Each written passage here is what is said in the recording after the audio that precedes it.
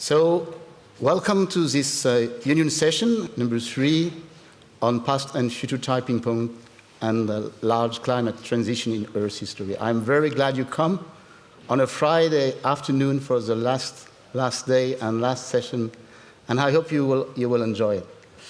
So, the next slide show you that you can think about climate. I will make a really kind of introduction of all the speaks that you can hear during this afternoon. You can think about climate as a valse. We are in Vienna. Everybody knows here that a valse counting three tempo of the valse. So these are really intricate time scale of climate history. They're all interacting together. The billion time scale is mostly driven by the increase of sun luminosity. The 10 of million years is mostly driven by tectonics. The kiloyears and 100 of kiloyears is driven by orbital forcing. The fourth time of the valse, the fourth tempo, is just strange. And it's acting only on centuries, and it is linked to our development. So we will go through this session through the history of the Earth till what we are now doing and talking about tipping point. So the next slide is just, we will not talk about this time scale, the first step of the valse, which is linked to the increase of solar luminosity by 7% by billion of years. This is just showing you that, but we will talk about the other times, the other tempo of the valse. So the next slide shows you that more than a century ago already, Wegener and Köppen, they understood the fact that plate motion will change the climate directly by moving through latitude and longitude, and they even understood that this will change vegetation, and we can have some proxies of all these changes. The real reason for tectonics was discovered only 50 years ago, but since 1 century, this direct effect is very well known. So the next slide now is showing you something that is very well known today, but appears only in the second half of last century, and is mostly due to Walker, and this is the thermostat hypothesis. And this is something that is very important because it is linking the triptych of tectonics, climate, and carbon cycle. And this was not known by Wegener and Köppen at this time. It's the fact that when plate tectonics will move like this, or the continents will go towards the north or in the equator, it will change the carbon dioxide inside the atmosphere, just because, as it has been said before in the talk, there are sources for CO2, which is volcanism, and also sink. And the sink at geological time scale is mostly silicate weathering. And due to the fact that continents are moving, silicate weathering is changing. All this is linked to the next slide, which is the carbon cycle and how the carbon cycle drastically impacts the hydrological cycle and the climate. I don't spend too much time on this slide because you will have 2 talks dealing with this problem of tectonics, weathering, and climate. The next slide is just to say that, of course, Yves and also Nicholas will explain that the CO2 is a kind of regulation for the climate, but there are some paleogeographic contexts where you get very large deregulation as kind of snowball event. And this is also linked to the tectonics and weathering. So it is really very important to understand this regulation, the second step of the valse. So next slide just say that the 2 first talks that you will listen in the next hour will be dealing with these problems. First, Yves will talk about the 800 million of years of climate, and also Nicola will explain you the intricate link between tectonics, weathering, and climate states. So you will know many things about that. Now, let's go to something different and more recent. Let's think about the climate regulations since the Eocene. And you see here one of the story of the evolution of the climate through time. And this is the Taconic curves. There are no direct measurement of CO2, so there is only kind of stories of reconstruction of PCO2, and this is still a very big challenge for science. But we see that the CO2 is decreasing mostly in the large trend, and because it is decreasing, we will have again the reappearance of perennial ice sheets. And the first step of that, I take here a sophisticated model, GCM results, asynchronously coupled with an ice sheet mass balance model to mimic, to simulate with this model the onset of Antarctica 34 million years ago. There are many simulations of that. This is one of these, and it is mostly derived from Dave Polar asynchronously coupling GCM and ISM. And what you see here, you see that for different CO2, you can shift from a world without ice sheets to the development of Antarctica. And there are different, so what is simulated here is the Antarctica volume in function of different PCO2 for the time. And what you can see here is that in this model, what the level for this triggering for this shift is about 900 ppm of CO2. Of course, depending on the CO2 you get in the atmosphere, you will get or not get the development and the maintenance of an ice sheet. Now, on this little cartoon, I use the astronomical computation made by Lascar for about the mid-Pliocene. I drive it with this accurate calculation, and I take two values of PCO2 for the late Pliocene. One is 320 ppm, and the other one is 280, and I use a more simple model, Climber, coupled with a sophisticated ice sheet model, Grizzly, and I mimic what's happening. And what you see on this cartoon, it's just that in the climate system, of course, you get some threshold, and if the CO2 is too high, you will not maintain an ice sheet. You have to go below a threshold. And indeed, this threshold is different depending on the sophistication of the model you use. It will vary a little bit. But for sure, we have to wait for long before the Greenland appears. And the next slide is about the same, with this time a sophisticated model coupled with an ice sheet model, exactly as in the previous one, but this time not for Antarctica, but for Greenland. And we asynchronously couple this model, and this is the result. Again, the threshold for Greenland is about 300 ppm. So this shows how it is important to get this coupling between cryosphere and climate, because cryosphere is a big player. And this will be the talk of Florence Colleoni, the last talk of the first part. Okay, the next slide, I will go a little bit quicker because you will get another introduction by Ayako Abeushi on a world which is low in CO2 and where astronomical forcing, the third player of the valves, is acting as a major player for climate changes. So this story is much well known, not only because we get the Vostok ice cores and we have direct measurement of the CO2, but because we get a lot of proxy that give us a very good image of the climate changes. And these climate changes, as you know, are related and very well explained by Andrzej Ganopolski, which will be the first talk of the second session, and can understand the oscillation of such a system in a quaternary world, which is low in CO2, and where atmospherical forcings play a drastic role between glacial and interglacial. Okay, so the next slide is just a glimpse. It's just to tell you that, okay, there is this oscillation which are very, very long, 100 kiloyears, but there is, if we go deeper and deeper in the time, there are also other oscillations as Heinrich Evans or Dansgaard-Oeschger, which appears in glacial time, and people think about glacial time as cold. Of course, it was cold, but it was mostly unstable, and this is what Kerim will talk to you about Dansgaard-Oeschger. And the last one is about tipping point for future.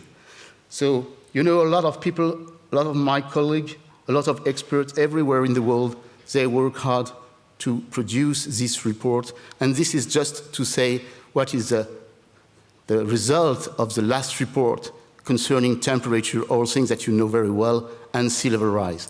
There are, of course, some uncertainties, but there is not so much uncertainty on the scenario yet. We are on the worst one, RCP 8.5, and this will lead to an increased sea level at the end of the century, about 1 meter, as you can see here, depending on the model. Okay, this is interesting, but we are interested to know what will happen with the ice sheets in a world where the atmosphere contains a lot of CO2 for this century and next century, and this will be the last talk of Ricarda. So to finish, I hope that you will enjoy this session, this 3 or 4 last hours of the EGU 2019. Thank you very much for coming, and I leave my chair to Rob De Cunto, who will be the chairman of the first part of the session. Thank you.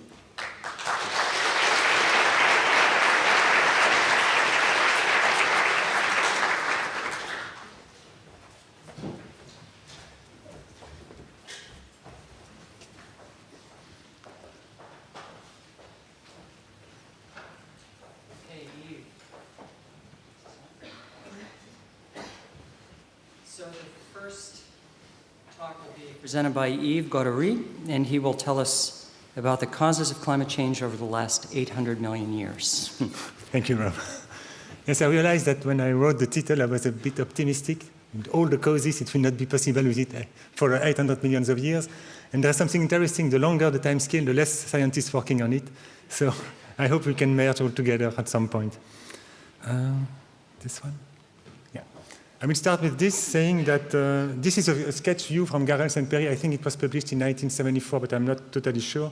But you see all the reservoirs, the sedimentary reservoir acting on Earth. The pointer is there. No, there is a pointer. Yeah. So you see, for instance, here the huge reservoir of dolomite. Sorry, is this working, this one? Yeah. This is mouse. Yeah, mouse, okay. Okay. And you see the calcium carbonate reservoir here. You see huge reservoir, huge sedimentary reservoir with very long residence time, approaching 200 millions of years. And all these geological reservoirs are exchanging material through time. And as you can see, apparently geology doesn't care about the CO2 level in the atmosphere. This is just a very small box here. And you see that life on Earth is depending on the size of this reservoir, but geology is working with huge reservoir, so it can empty or overload this small reservoir within a glimpse, let's say something like 10 kiloyears or 100 kiloyears. So there should be somewhere a mechanism that is able to control, to stabilize the CO2 level.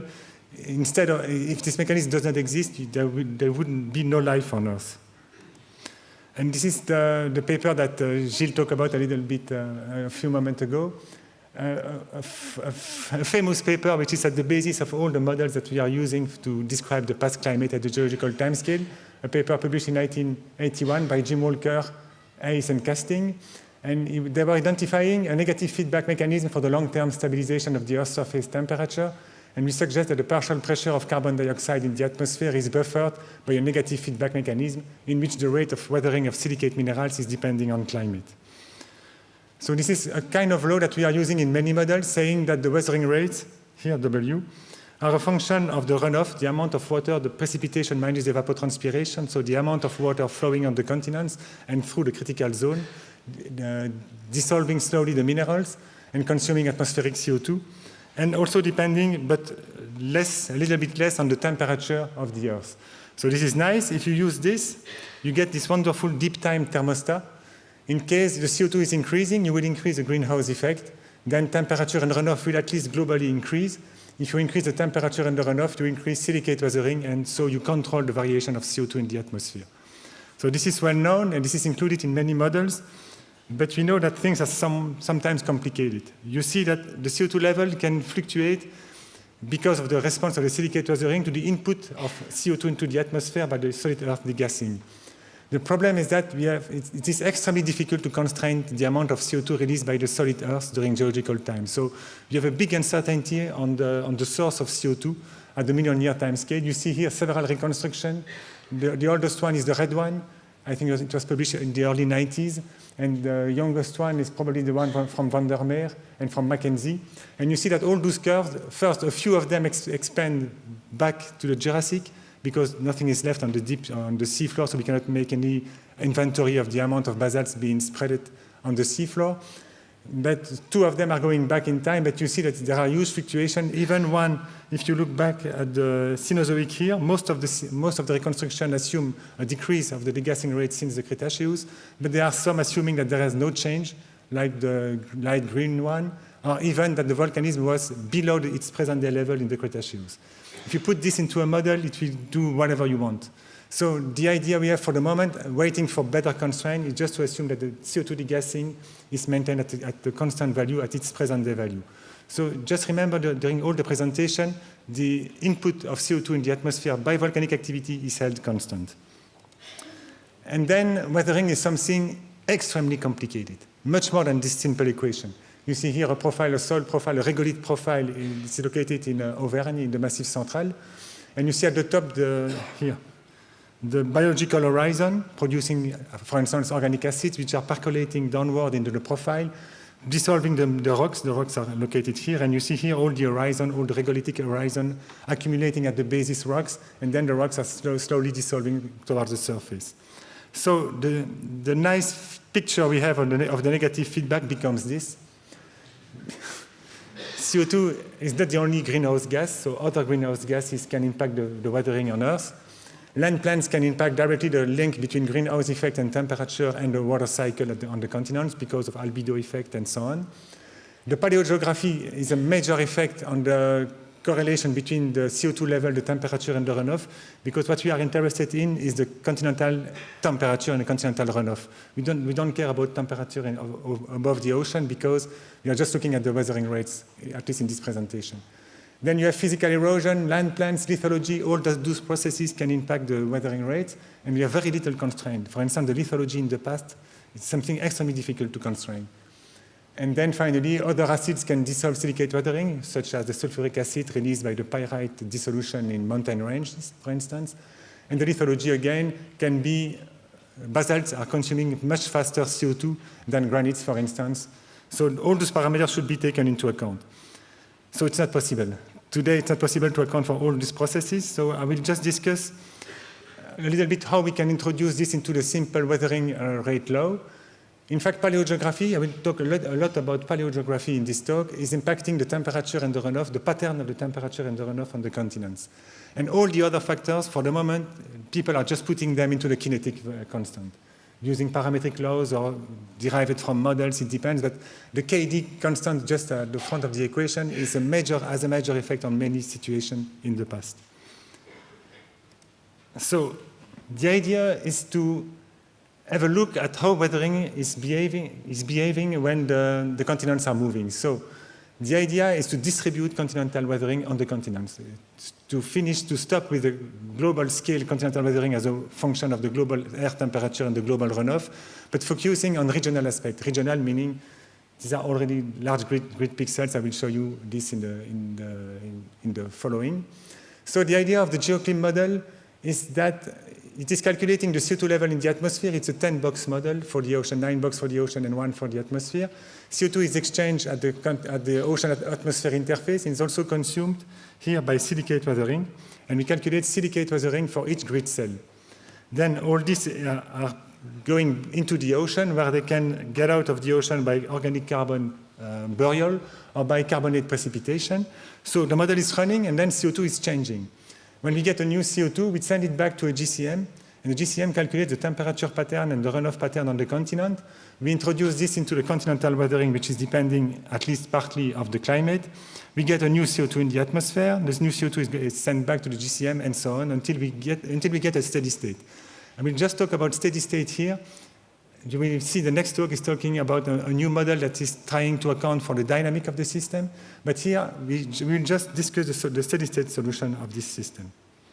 And if you use this kind of model, you get the red curve. So on the x-axis, you have the 800 million years to 0 here on the right side. And here, this is the CO2 level in the atmosphere as calculated by the GeoKlein model, accounting for the spatial distribution of the weathering. So what you see is that you are starting from very high values at 800 million years, above 10,000 ppm, and then you are declining through time towards the present day. This is the effect of the increasing solar constant.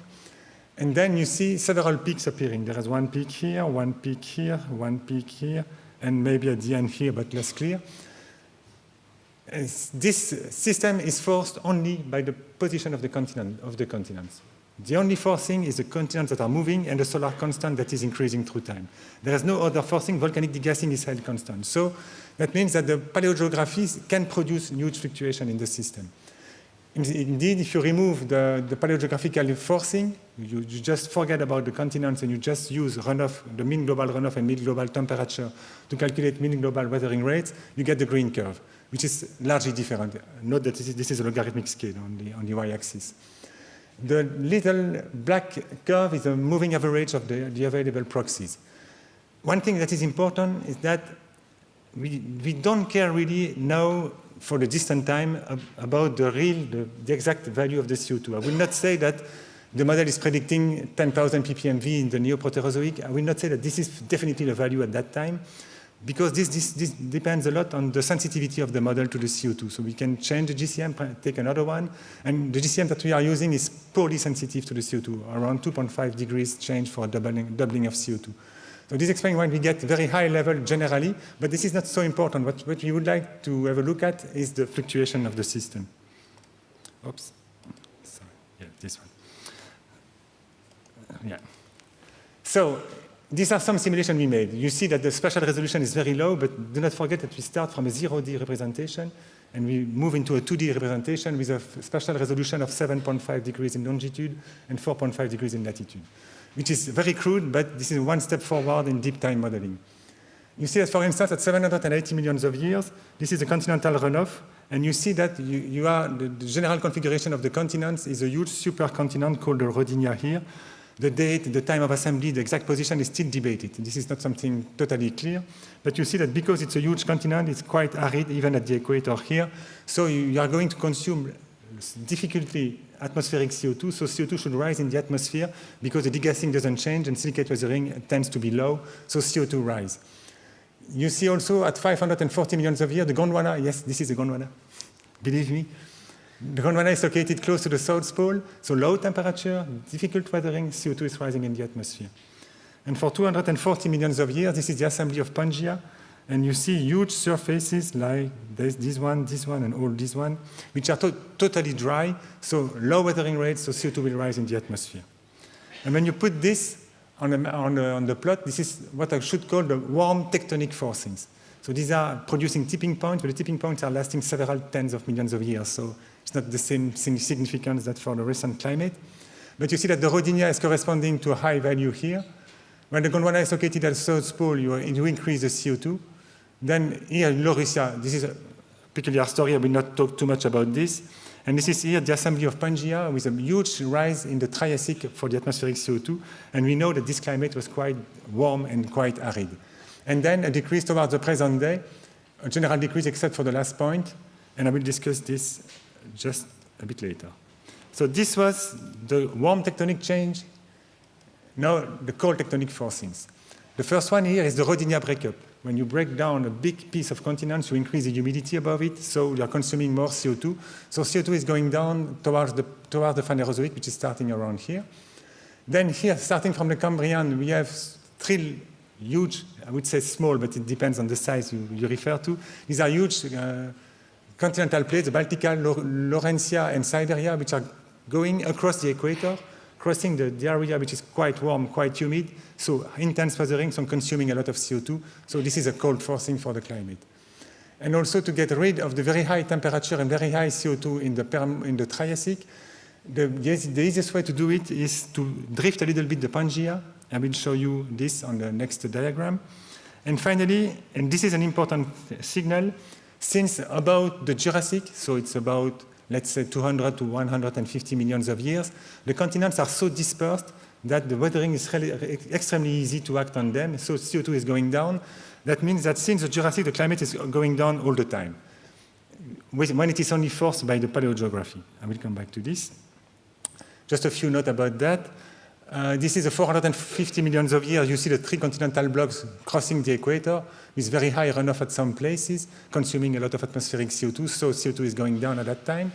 And this is the drift of the Pangaea. And this is impressive because the drift is about 5 to 10 degrees north. But when you do that with a huge Pac-Man of the Pangaea, You are just intercepting at the equator. At the beginning, it was a small area, and then suddenly this area is increasing a lot, as well as the area above Europe and the northern part of Europe. You are increasing the runoff on it, so CO2 will decrease very rapidly. What is missing in this view? So what I would like to show you is just to say that the paleogeographic forcing can explain, at least qualitatively, several major features of the Phanerozoic climate. But not all of them. For instance, the late Paleozoic Ice Age here is totally absent from the reconstruction. So it does not seem to be related to a paleogeographic drift, which is a problem because this is the biggest glaciation of the last 540 million of years, which is the Phanerozoic, which is the time of animals. And then we miss totally the early warmth in the early Cenozoic, since the model is always pushing the CO2 to lower and lower level because of the dispersed continental configuration. To explain this, we have to move a little bit towards the geomorphology, because people are doing landscape models which are very nice, producing mountains, producing peneplains, and so on, but they do not account for the weathering, which is a complex process to implement. So we start first by introducing the weathering processes into a landscape model, which is only accounting for the physical erosion. So it was quite simple. For a landscape model, it is producing some regolith here. Then when the water is coming through the precipitation, this matter, those sediments are transported to the closest cell, and the system works like this. But inside the regolith, we simply add an equation describing the weathering rates, which is dependent on the runoff, dependent on the temperature, as I showed you before, but dependent on a factor which is here an humped function, but this is not so important. The important is that when the thickness of the regolith is increasing, the water cannot circulate through downward to the bedrock, so weathering is going down, and so CO2 should rise. When regoliths are developing, the CO2 should rise because you are getting into a system which is limited in terms of weathering. So that was the first step. And for instance, this is a very nice plot coming from the CIDRE model developed by Sébastien Cartier. This model is showing you that first we start from something very flat, so a plain, almost no relief, with just a little noise. And then you have a huge regolith developing on this. So huge regolith means that the water is not more circulating easy through the regolith, so the weathering are going down. Then we simply forces the system to an uplift. So the system is moving like this, and then you see that the erosion is removing all the regolith on the slope, because the slope are increasing. So the regolith are removed, and almost after 15 million of years, there's almost no regolith on the mountain range.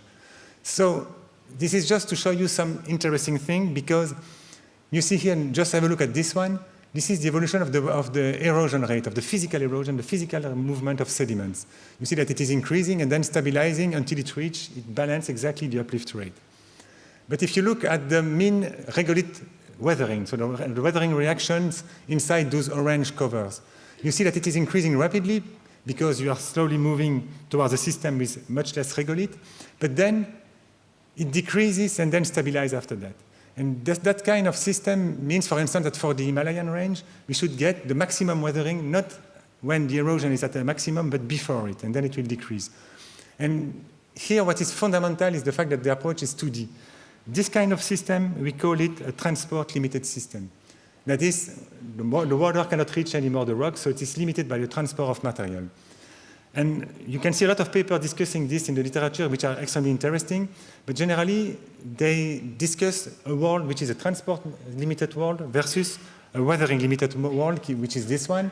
In this simulation, you see that the regoliths are very thin, so you have the limiting factor is the kinetic dissolution of the rocks. So the fact that we get an increase in weathering and then a decrease after that, it's only because both systems are collaborating together at the same time. When you work 2D, you see some part of the system which is transport limited, but some part of the system which is weathering limited at the same time. So the spatial dimension is important, but difficult to constrain, of course. This was putting weathering into physical erosion. Now putting physical erosion into geochemical models, the other way around. And this was relatively easy to do after that work, because we simply took the weathering rates, the standard geochemical laws, and we multiply it by a soil shielding factor, saying that when the regolith is increasing, water is not flowing through this, and weathering is limited. And if you do that, This is the global pattern of weathering in the case of the standard law that we were using, that all the models are generally using, saying that when temperature and runoff are high, weathering rates are high. And you get this pattern for weathering rates, which is maximum at the equator and along the equator where it rains and where it is hot, sorry. But if you introduce some erosion in the system, you get this pattern. The scales are not exactly the same because the units are not the same, but you see that when you account for physical erosion, mountains have a much more important role in the system, and you are just spreading the weathering at all latitudes instead of focusing it on the low latitude. And this can make a big difference. We apply this to the late Paleozoic Ice Age, so the big glaciation of the Phanerozoic, and these are several paleogeographic reconstructions starting from this one. Then you see here the rise of the huge Hercynian mountain range. Is it huge? What is the altitude? All of this is debated. But if we assume that this is an Himalayan range, a kind of Himalayan range, it reached its maximum around 310 millions of years. And then the erosion removed the range, and then finally you get back to the Pangaea supercontinent. And when you do that in a model, this is accounting for the physical erosion. You see that here, because it's very warm and no mountains, huge regoliths have accumulated, so that weathering cannot play any big role. Weathering is limited at the equator, while it was not limited at the equator in the other model without accounting for the regolith thickness. Then the mountain range is rising. Here slopes are developing, so regolith is removed. And then the CO2 consumption by silicate weathering restart, and then CO2 should go down. And this is not the case in this simulation. Even you see that compared to the pre-uplift phase, during the uplift phase, the weathering is decreasing because the altitude is decreasing the temperature, in fact. This is a model, not a model artifact, but this is directly coming from what kind of equation you put into the model. And then when the range is going down a little bit, you see that the silicate weathering is going down, but you are developing huge desertic areas because of the Pangaea assembly and the development of the dryness. And how does it look like when you look at the PCO2? Once again, the red curve was the original one. The green one is the curve without any paleogeography, and this is the blue one. This is the new part that we added. We are not at the same level exactly because there is erosion, physical erosion, even at that point, and there was not physical erosion here. But you see that we are developing a huge decrease in the CO2 level at the time of the late Paleozoic Ice Age, which is not too bad. So I come to some conclusions, and that's an important thing. The first one is that paleogeography matters, really. It really matters a lot. And so does the paleogeographic reconstructions. So there is a lot of work to do in terms of modeling because all the paleogeographic reconstruction does not agree, especially if you are going back far in time, and nobody up to now has never tried to explore the sensitivity of the CO2 level in the atmosphere to the paleogeographic reconstruction. So this is something that we should do. And its impact on the carbon cycle is a little bit subtle, in fact. It's a touch of supercontinent, latitudinal location, drifting, climatic sensitivity, and so on. You have a lot of information about that on the GeoKlein model website. Now, the next challenge will be if the Earth is becoming something like this everywhere. The question we have now, if you have huge regolith, this is in India. This is one of our collaborators in Toulouse. You see that if the world is quite warm, for instance, in the Eocene, you can accumulate a lot of huge regolith. And for the moment, we do not know exactly what will happen, whether the system can get stabilized or whether it will go to extremely high CO2 level because it cannot anymore consume CO2 because everything is shielded by a very huge regolith. So to finish, I would say that we started working on this in 2004, 15 years ago. And from Snowball Tropical Earth, the GeoKlein Odyssey, starring all those guys, which collaborate at some point to the construction of the model. And it is a CNRS production because this is a wonderful institution. They didn't give you much money, but just enough to make some nice work, and especially they can produce money in the longer term, not only one full package of money. During 15 years, we get each year, let's say, 3,000 to 10,000 euros, which is sometimes enough to do our job. Thank you.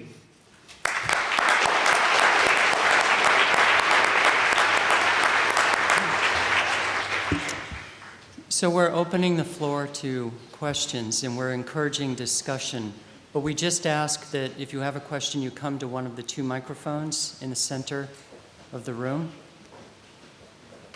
Any questions for Yves? Okay, thank you, Yves, for interesting. I'm just wondering, So in your model, before you redid your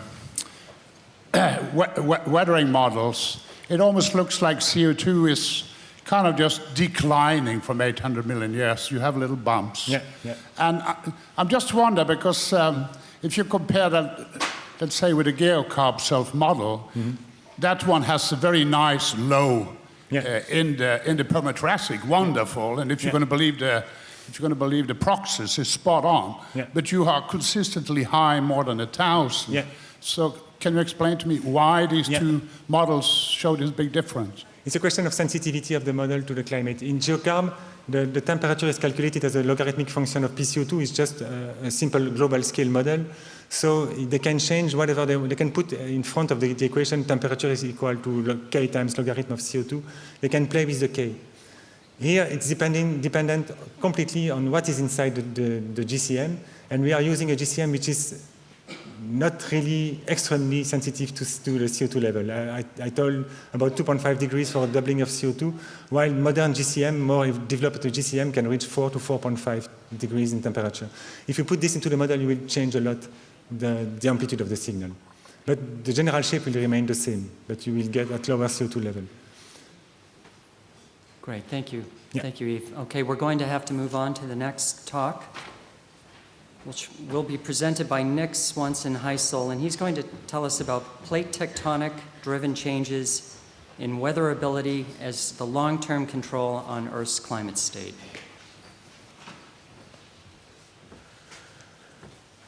Well, I want to start by thanking the conveners for inviting me and for putting together this session where we get to think on these really different timescales about Earth's climate. It's fantastic to be able to go after Yves' presentation and to continue on some of these same themes about thinking about, on these really long timescales, what it is about changes in plate tectonic boundary conditions that controls Earth's climate. So both looking through the geological record and through climate models, we see that there are really three stable climate states on Earth. There's a non-glacial climate regime where there's not much in the way of permanent ice sheets on Earth. There's the glacial regime where we have finite ice caps that wax and wane on orbital timescales, as we heard about in the introduction. And then there's the snowball Earth climate state where the system is forced through a positive ice albedo runaway into a nearly fully glaciated state that's stable on millions of years. So here is a compilation looking back over the past billion years of ice extent through time. So here we're seeing on the x-axis age, and then here we're seeing ice extent as it goes away from the pole. If we go back from our present glacial climate state, we have the Permo-Carboniferous glaciation that we were just hearing about. Before then, with a peak around 445 million years ago, the Ordovician glaciation, and then we have the Neoproterozoic snowballs. If we consider the past 500 million years, about 75% of the time, Earth is in a non-glacial climate regime. So what is causing Earth's climate to move out of this non-glacial regime into a glacial climate state? Now, we could say that the short answer is plate tectonics if we wanted to end the talk, but I want to further these sort of pursuits that Yves was talking about what is it about these plate tectonic boundary conditions that is driving these changes. We've seen this framework in a couple different ways now, so I'll go through this quickly in terms of thinking about the carbon cycle on million-year timescales, where we have CO2 sources through volcanic emissions and CO2 sinks through organic carbon burial, and then predominantly through silicate weathering, with the weathering of silicate rocks delivering alkalinity. We can think about calcium and magnesium cations going to the ocean and then precipitating out as carbonate rocks, as limestone. And as we've been talking about, it doesn't take long if the source is out, has a larger magnitude than to the sink for Earth to go into a runaway greenhouse. And conversely, it doesn't take long without a feedback to strip all the CO2 out of the atmosphere which lends to the adoption of the hypothesis that if we increase atmospheric CO2 with increased temperatures, invigorated hydrological cycling, that the silicate weathering sink will scale and a steady state will be achieved. So here's a compilation trying to estimate this by Hartmann, CO2 consumption through silicate weathering on Earth today through an impressive effort compiling global lithological maps. And what we can see here is that there are hot spots. A large percentage of the overall CO2 consumption through chemical weathering happens in a relatively small percentage of the area, with a place like Indonesia being a primary hotspot of chemical weathering. So why is that the case? In the broader Indonesia region, ongoing subduction and arc collision between Australia and the Sunda-Banda arc system leads to the creation of steep mountains, high topography, and also the abduction of a couple of the largest ophiolite complexes on Earth, such as the Papua New Guinea ultramafic belt. So the result is steep topography, which we've just been hearing about, the importance of that for overall chemical weathering rates, comprised of rocks that have really abundant calcium and magnesium, and as a result have really high carbon sequestration potential. Now this is happening within the tropics. What I'm showing here is the zonal mean binned over land of reanalysis climate data for a 30-year period, which is highlighting that due to being under the ascending branches of Hadley circulation, that precipitation is by far the most intense near to the equator, defining a tropical rain belt, which depending on your definition is, say, within 10 or 15 degrees latitude. So that means that these mountains, if we're going to the broader Indonesia archipelago, to Papua New Guinea, we have mountains with mafic lithologies within the tropical rain belt, leading to high erosion and chemical weathering fluxes that can ultimately sequester carbon. I think it's helpful to think about these changes in paleogeography through the concept of weatherability, which is illustrated through this cartoon, where we have CO2 sources, which at steady state need to be equal to the sinks on the y-axis and CO2 on the x-axis. So we can consider that on a low weatherability planet, that high CO2 levels are needed for the silicate weathering sink to match a given input.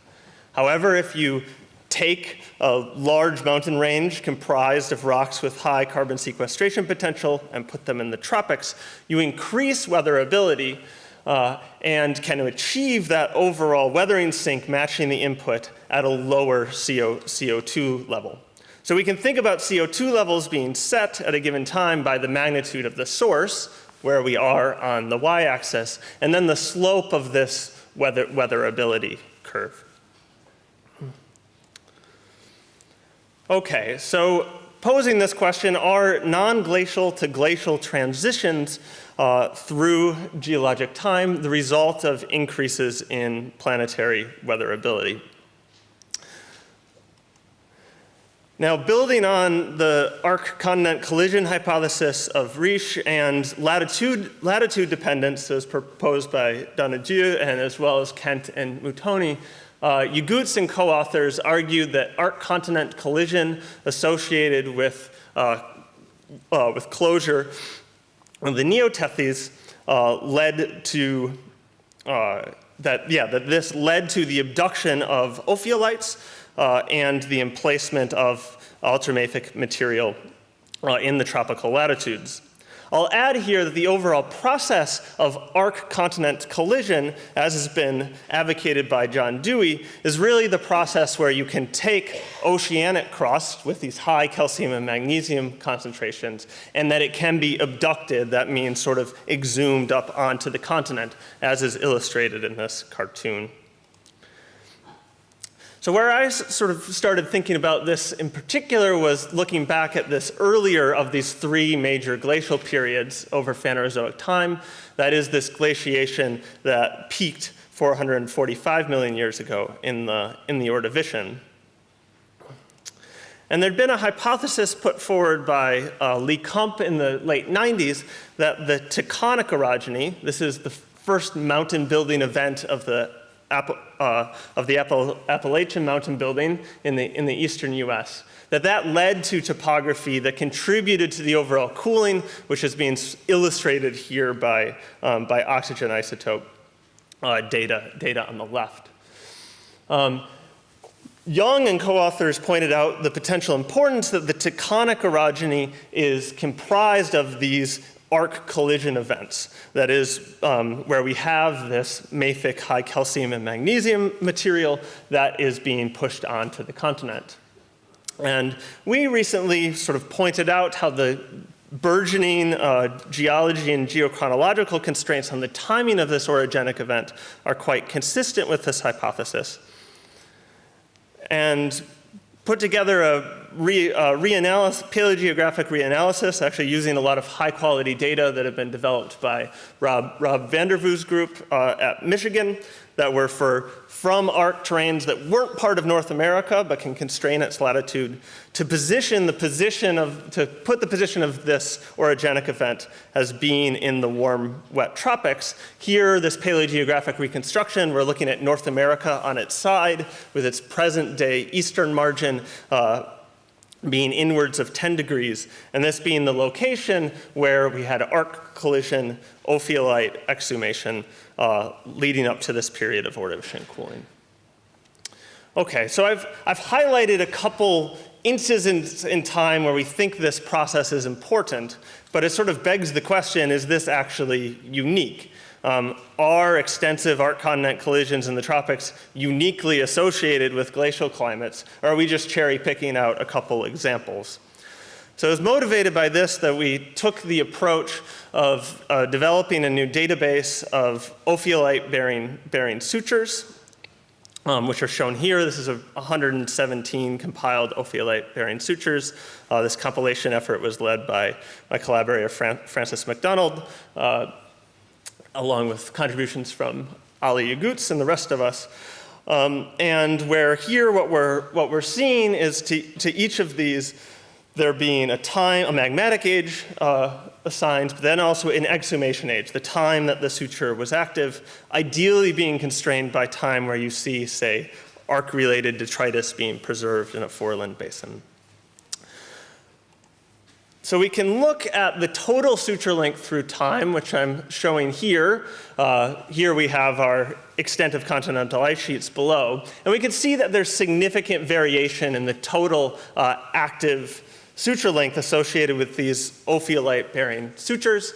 We can see a peak at that Taconic orogeny I was just highlighting, one associated with the Hercynian orogeny that Yves was talking about. We see other peaks, such as that associated with Central Asian terrains coming together. And then that peak at present associated with the Indonesia example I highlighted. But I've been emphasizing the importance of the paleogeographic position of these. So what we've sought to do is reconstruct the paleogeographic position. To do this, we've used the state-of-the-art paleogeographic model of Torsvik and Cox. We've made a little modification in terms of our preferred position of North America in the Ordovician, and then also put in some additions, some really nice work that Matt Domer's been doing, reevaluating data in Asian continents and terrains. So here I show two snapshots from a continuous paleogeographic model. There's the example from the Ordovician, where I highlighted the presence of, over here, this is the Taconic orogeny. You can see there's actually active sutures in Baltica, also in Kazakh terrains that are contributing to that overall peak. These are happening in the tropics, and this is a time of glacial climate. Here we have a time of an equal magnitude, 250 million years ago, where we have very extensive active ophiolite-bearing sutures, but they're happening outside of the tropics. So we can synthesize this by binning these active sutures by these tropical bins. So here I'm showing them within 10, 15, and 20 degrees of the equator. And we can see that there's 3 main peaks, one in the Ordovician, one in the Permo-Carboniferous, and one in the Cenozoic. And that these peaks line up with our major intervals of glacial climate. Now this leads to what we consider a moderately strong correlation. However, there can be an issue when dealing with time series data in that the data sets are autocorrelated. One value of the state is dependent on the previous value of the state, and those could be aligned in just such a way that you get spurious cross-correlation between the data sets. So working with our colleague Lorraine Lisecki, we wanted to develop a framework to try to test this, to create a null hypothesis for whether this correlation is significant. The approach we took was to take those intervals of glacial climate through the record and to randomly shuffle them many times, and to evaluate the correlation that resulted from those simulated shuffled glacial intervals with the tropical suture length record. And what we see is that it's very rare to get a randomly shuffled record that looks better than the observed correlation, which allows us to say that we can reject the null hypothesis that tropical suture length is not correlated with glacial intervals. Now, it's worth considering total suture length in a similar analysis. Of course, tropical suture length itself contributes to total suture length, so we can see that a significant correlation arises there. But we can also look at mid to high latitude ones. Another thing that happens when an arc collides in the type of mountain building we're talking about is that it's no longer outgassing CO2. So maybe that's important. But we see that we don't see big effects when we're looking at these, or correlation when we're looking at these high latitude events. So that allows, we sort of conclude from that that it's the enhanced weathering sink rather than the decrease in CO2 input that's important for this process. There's many other potential tectonic drivers that have been proposed. As Yves highlighted, one that's been put forward that's sort of similar to what I've been discussing is that you can get flood basalt provinces that put these mafic calcium and magnesium rich rocks in the equatorial latitudes. So we've sought to evaluate that in a similar way using the Torsvik and Cox model, using a LIP compilation, and then reconstructing them through time. There's complexities. Some of these flood basalts become buried soon after eruption. Constraining the time scale that their area decreases is difficult. So we've explored a couple different scenarios, a few different scenarios, and you can see them here.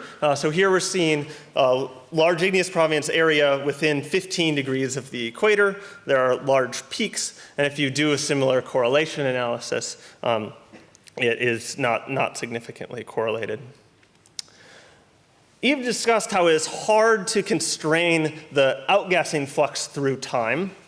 One approach that Cinti Lee's group has explored and was published in this Cao et al. 2017 paper proposes that continental arc length, I've been talking about interoceanic arcs, but when you have volcanism where you're fluxing melt through continental crust where there's a lot of carbon, that could then degas and increase the outgassing flux. So they argue that continental arc length through time could be a proxy for CO2 outgassing. We can do a similar analysis. We see that it's better correlated than lip area, but not as strongly as the tropical sutures. So perhaps it plays a role as well. But our conclusion from this analysis is that it's tectonic-driven changes in global weatherability associated with the presence or absence of arc-continent collisions in the tropics that are a major control on Earth's climate state. Both that you get increases in these types of collisions leading up to the glacial interval, and that either when these mountain belts drift out of the tropics or when they're eroded, and when they stop exhuming and are eroded, that then you return to a sort of background non-glacial climate state. So in the last part of the talk, I want to sort of zoom in a little bit on back to this Indonesia example and think of how it could potentially play a role in neogene climate. So there's been large-scale growth of the broader Indonesia archipelago as you've had continued arc-continent collision.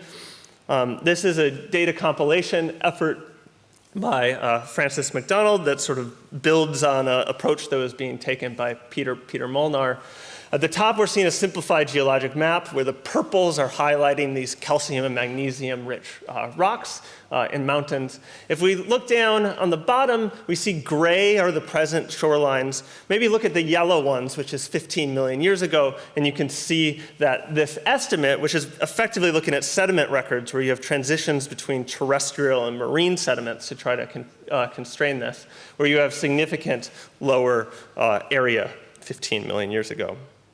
This might be easier to see on a plot here, looking over the past 20 million years, where we see the total area in the bottom. Here I show a comparison between this updated analysis and that of Molnar and Cronin that looked at the past 5 million years.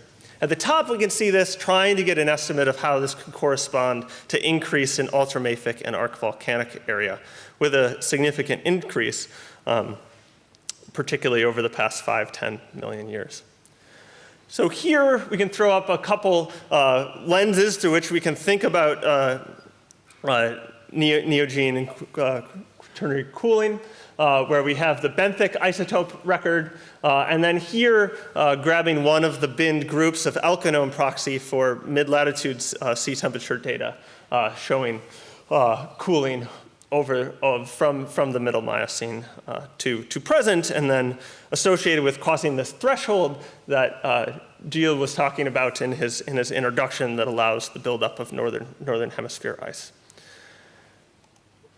Okay, so I've been talking about these correlations. I think these correlations are related to the process and are therefore of significant interest, but we want to try to test this in a model framework and apply this GeoKlein model framework that Eve introduced to try to estimate change in PCO2 associated with this Indonesia growth scenario.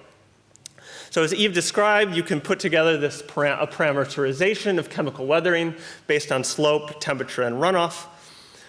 He's been working with recent PhD Pierre, who's put together this quite nice dynamic regolith development framework within this model. And this can be integrated with this climate model input. Again, with the sort of idea that if we take out a highly weatherable area, if we take out the broader Indonesia archipelago, that the sink decreases. As a result, CO2 levels will rise, but there'll be intensified chemical weathering elsewhere that allows you to reach a different steady state. So here, there's a suite of GFDL models that were run for a long time without anything changing but PCO2, so not changing aerosols, black carbon, that we're currently using for this analysis. It's at 1 degree by 1 degree resolution. And here I'm just illustrating the runoff in a pre-industrial and 4 times scenarios. So a big part of this is I've been arguing for the importance of lithology. And so previous implementations of this model, because it's difficult to reconstruct the distribution of the lithology in the past, have taken bulk upper continental crust distribution. But if we're considering a more present Earth, we can say use the global lithological map of Hartmann, and then shown here and broken out into some categorizations. We can assign calcium and magnesium concentrations to these by looking at the sort of rich set of geochemistry data in the EarthChem database. Here illustrating the point that I've just kept saying, but you can see here about calcium and magnesium concentrations being so much higher in these mafic lithologies in basalts. So putting this together, this is quite preliminary, and we want to achieve higher resolution, actually to bring this to ½ degree to resolve the geology better and to resolve slopes better. But here are a couple scenarios at 1 degree resolution where we see the present day, where we implement a reduced 15 million year example, again with the simplification that we're keeping this in present geography, which is slightly wrong, but an approximation. And then an end member where we remove it all together. So here is what you get out if you are calibrating to the present day and get a pre-industrial value. If we then reduce the area in Indonesia, we get a significantly higher steady state PCO2, around 400 ppm. If we remove it entirely, we have a steady state closer to 500 ppm. Again, these are preliminary, and we're continually to work to improve this model and to increase the resolution, but are intrigued by these results at present, both in that they illustrate the importance of this region to setting our present long-term climate state, and that also we're getting values that those that are working to reconstruct PCO2 through various proxy approaches in the Miocene would seem to be consistent. So I'll leave with the conclusion that I previously stated, where we are highlighting the role of building up mountains through continent collisions that are bringing up rocks with high carbon sequestration potential, and that when this happens in the tropics, we think it's particularly important for resulting in glacial climates. And with that, I'd be happy to take any questions.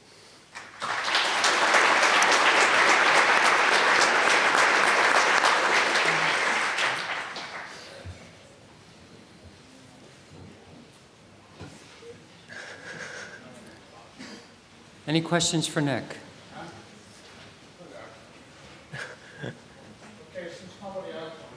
Yeah. Let's talk, Trond. Yeah. No, I agree with a lot what you're saying, and particularly I don't think large igneous provinces are important, at least on scales of 10 million or more. Just one comment is also with what Yves said, you know, when you show this diagram, estimates of plate tectonic degassing, they look crazy, they're all over the place.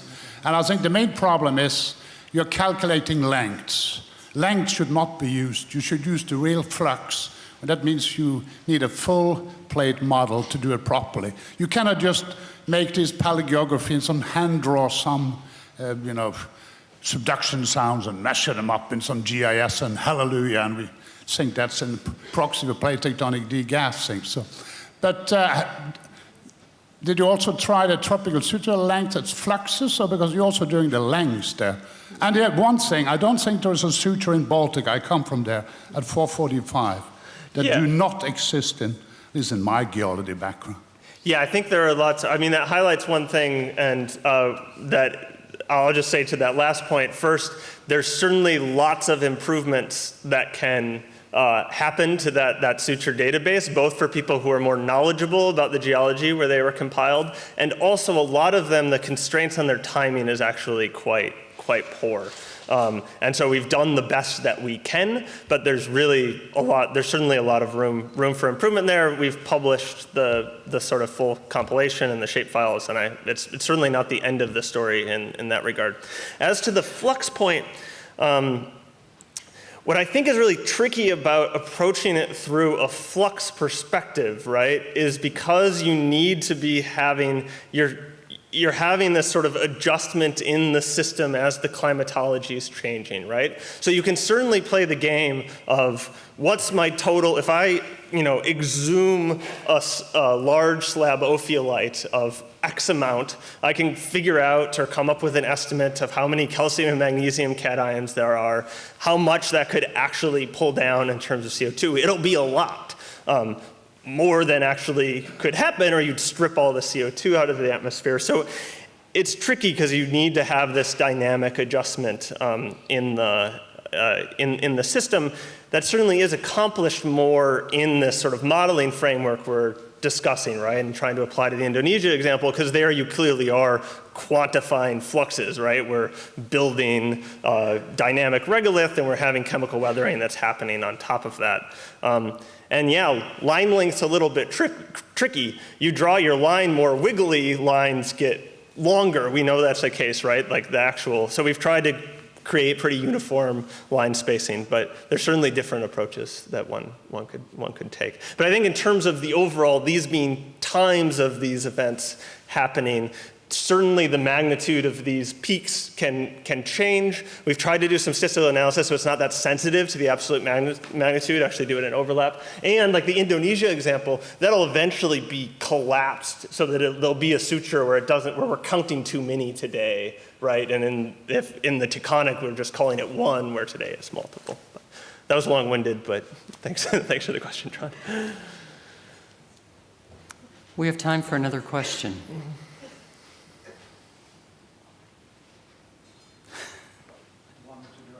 Sure. Well, I can't do another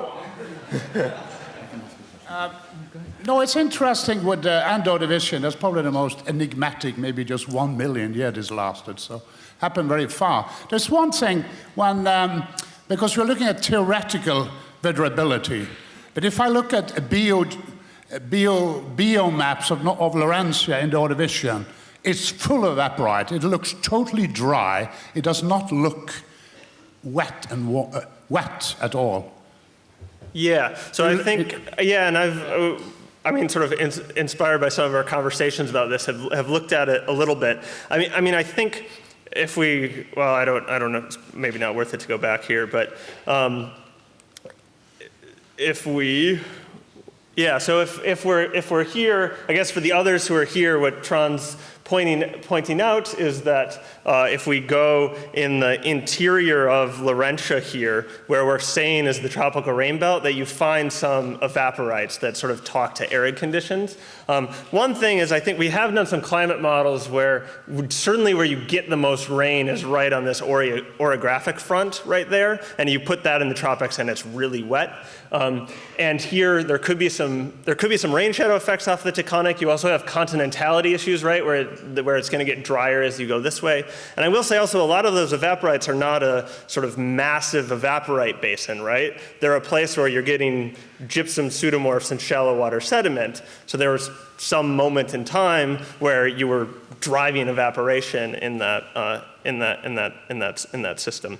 But yeah, I think that does point to the complexity, and Eve highlighted this a lot, of the continentality, right? This sort of tropical rain belt works a lot better when we're on a little arc terrain, on a little other terrain right on the margin of a continent, and even on Earth today will break down when you're, say, in East Africa and Somalia, where you're low latitudes and your precip would not be at the zonal mean level that I was showing.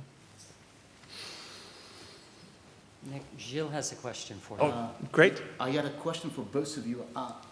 When I listen to you, it's the story of tectonics and climate and weatherability.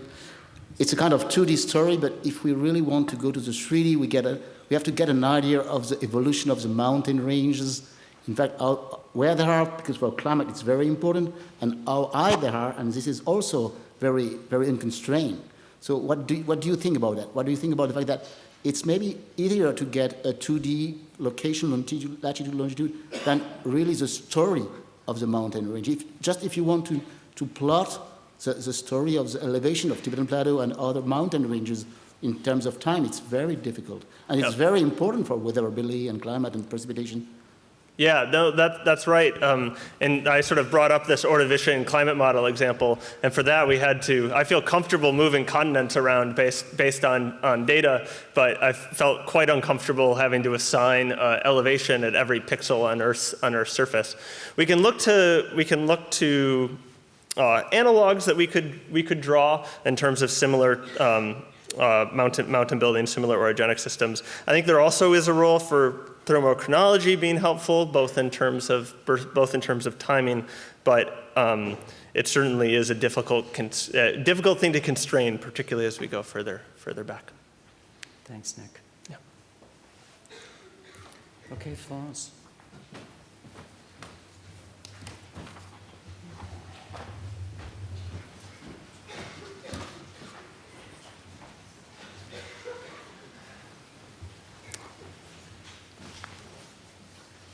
Our final talk before the break will be given by Florence Colleoni. She's going to tell us about the cryosphere as the thermometer of Cenozoic Earth system evolution. Flo. Thanks, Rob. So I would like to thank the two colleagues before, because the talks were very interesting, and what I will talk about right now is almost an absolute continuation of the speech of the importance of paleogeography in climatic reconstruction, past climate reconstruction, but also glaciation thresholds. So what we are all wondering nowadays is what will happen into the future. No? So what will happen to sea level rise? The most difficult things to constrain in general are the tipping points of the various aspects of the climate system, and one of the most difficult is the cryosphere. As you can see here, this is a graph that I've been showing the uncertainties linked with the main tipping elements of the climate system in crossing the tipping points under different range of CO2 and associated temperature rise in the future.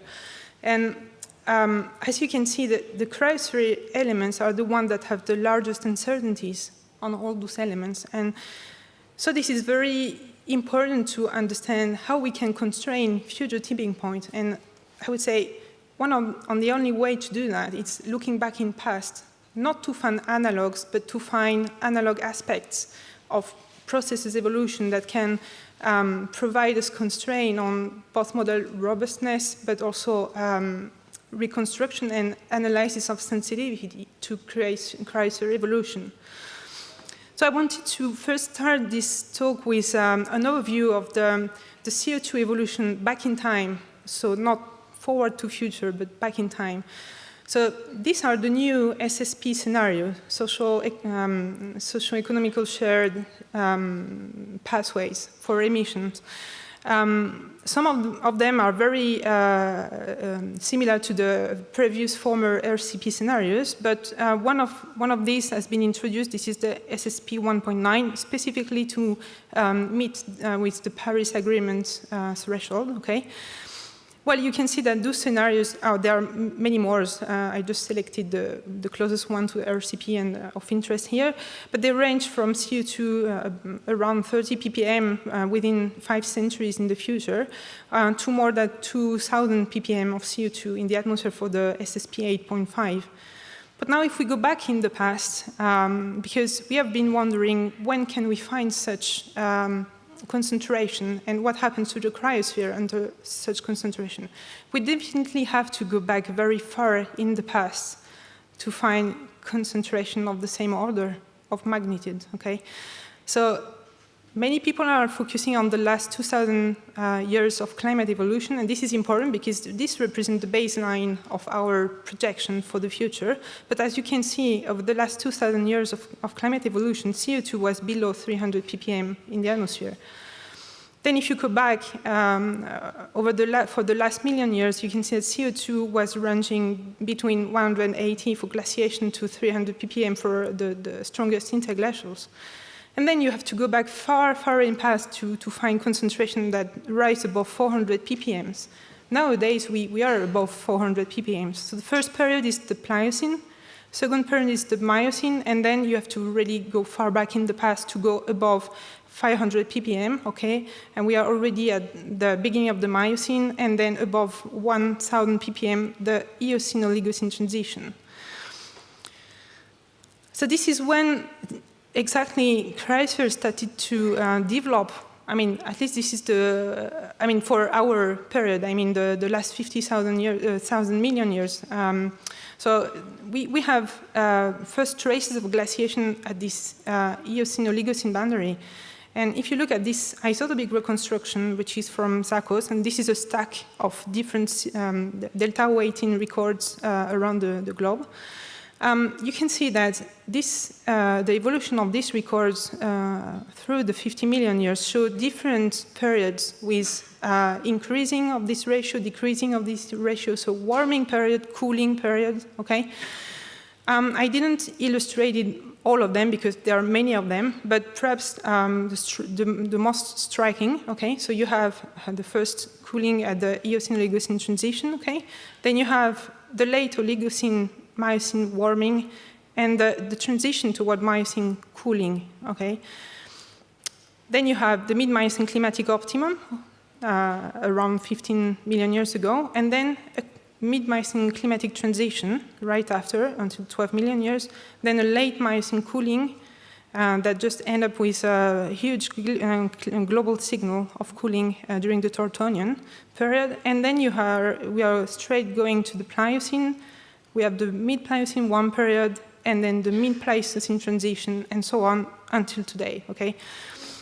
What I illustrated here, just few major glaciation events that occur, but there are many others. I could not put them all, but once again, just wanted to illustrate some of them. And if you look at the reconstruction of sea level that is shown on this picture, you can see that while some of them are well correlated with this sea level record, some are not. So why is it so? Because first of all, it is very difficult to reconstruct past sea level back in past, and independent from the isotopic records. What's the major problem with isotopic records? Isotopic records, depending which one you consider, and here it's the marine benthic one, it's just a mixture of deep water temperature evolution and cryospheric evolution. So you cannot absolutely completely separate both signals. So it is important to find independent records of sea level and also ocean cooling or ocean evolution, atmospheric evolution, so to be sure that what's happening is due to cryosphere rather than ocean, or happening because of ocean rather than cryosphere or atmosphere or land surface evolution. Here, this sea level record, I would say it's mainly problematic if you go back in past, beyond the first million years, and even there, I think I'm very optimistic. This record is a backstrip record, so it's sea level inferred from the stratigraphic analysis of the continental margins. In some areas where we think that cryosphere didn't have a lot of impacts on the fluctuation of sea level. So basically we think this curve represents a global mean sea level evolution over time, okay? But as you can see, the resolution of this record back in time is very, very poor. So it's very difficult for us then to constrain ice sheet modeling and even climate modeling if we cannot have constraint outside from the isotopic records. Nevertheless, what we know from various kind of proxies that Antarctica started to glaciate, expand, at least reach some of the continental margins 34 million years ago at the Eocene-Oligocene transition. And then it expanded through time up to the size we have now. But during its history of expansion, okay, it has reached many times the continental shelf, the maximum extension. Okay, it's not that this extension happened only during the Pleistocene. It happened many times before, and I will go back on that at the end of this talk. Then, to have traces of northern hemisphere glaciation, we have to wait the mid-Miocene. Mid-Miocene is, in literature, one of the first traces of glaciation on the emerged northern part of the Barents Sea continental shelf, where we find IRDs from the SDP legs. So at that time, the glaciation was definitely not expanded as the ones that occurred during the Pleistocene, but definitely we have some spotty ice caps that develop on the Barents Isles. And then, well, we don't have a lot of traces in between, but we have other traces at the end of the Miocene, and then definitely started to expand extensively from the Pliocene, Plio-Pleistocene transition on. And for the Greenland ice sheets, I just separated that from the northern hemisphere ice sheet because it has a peculiar history. I mean, there has some few papers in the literature that attribute some IRD signals to some spotty glaciations on Greenland already during the Oligocene. And I don't know how much strong it is, and this requires perhaps further modeling just to understand how this is possible.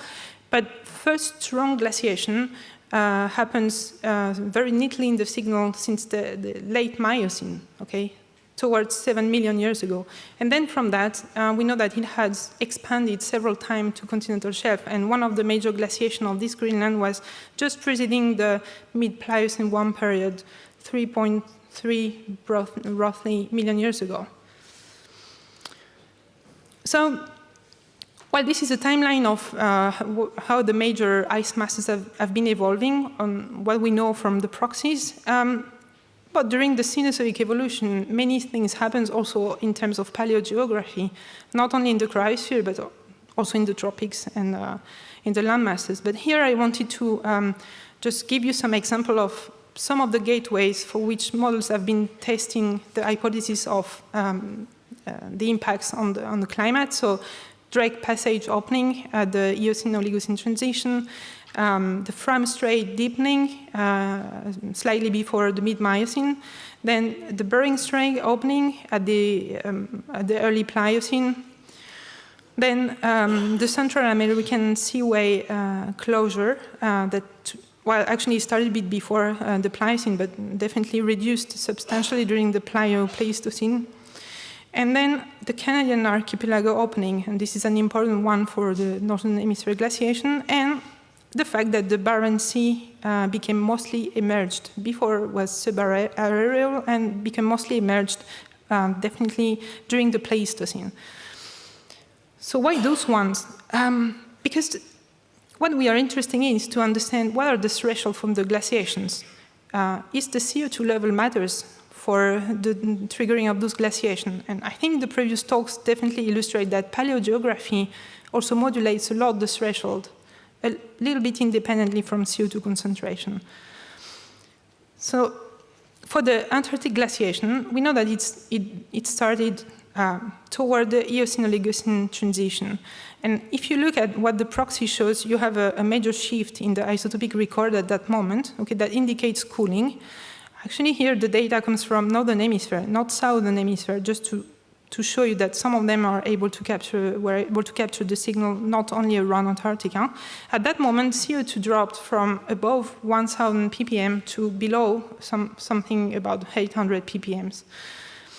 Then SST signal clearly showed that there was a big asymmetric cooling on the Earth, so not the entire climate at global level was cooling, but for example, the orange dots here represent the ODP sites 1404, and just illustrate that there have been a very slow cooling through the Eocene-Oligocene transition, while the green dots illustrate southern ocean sites close to South American shorelines.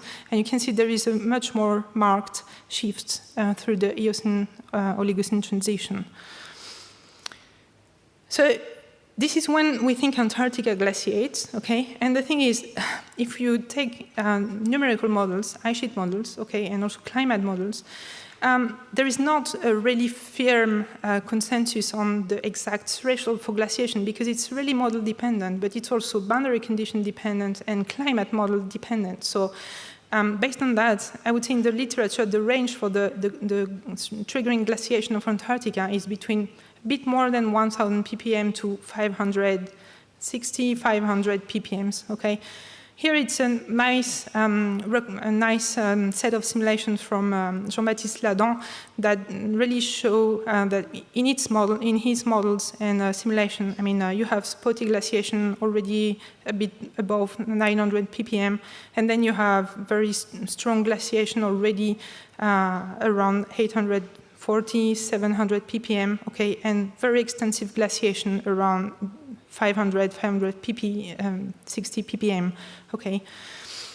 So there have been a lot of hypotheses on the role of the opening of the Drake Passage in this threshold, but well, Rob and Dave make some simulations as well as others, and they definitely show that opening of the Drake Passage, even though modifying the oceanic heat transport, didn't impacting on the fact that Antarctic was glaciating. It was more impacting on the timing of the glaciation, okay? And I think this is the point of all what has been said before. Okay, so after the Antarctic glaciation, well, I talk about the Northern Hemisphere and Greenland glaciation. So right after opening Drake Passage, I highlighted the deepening of the Fram Strait.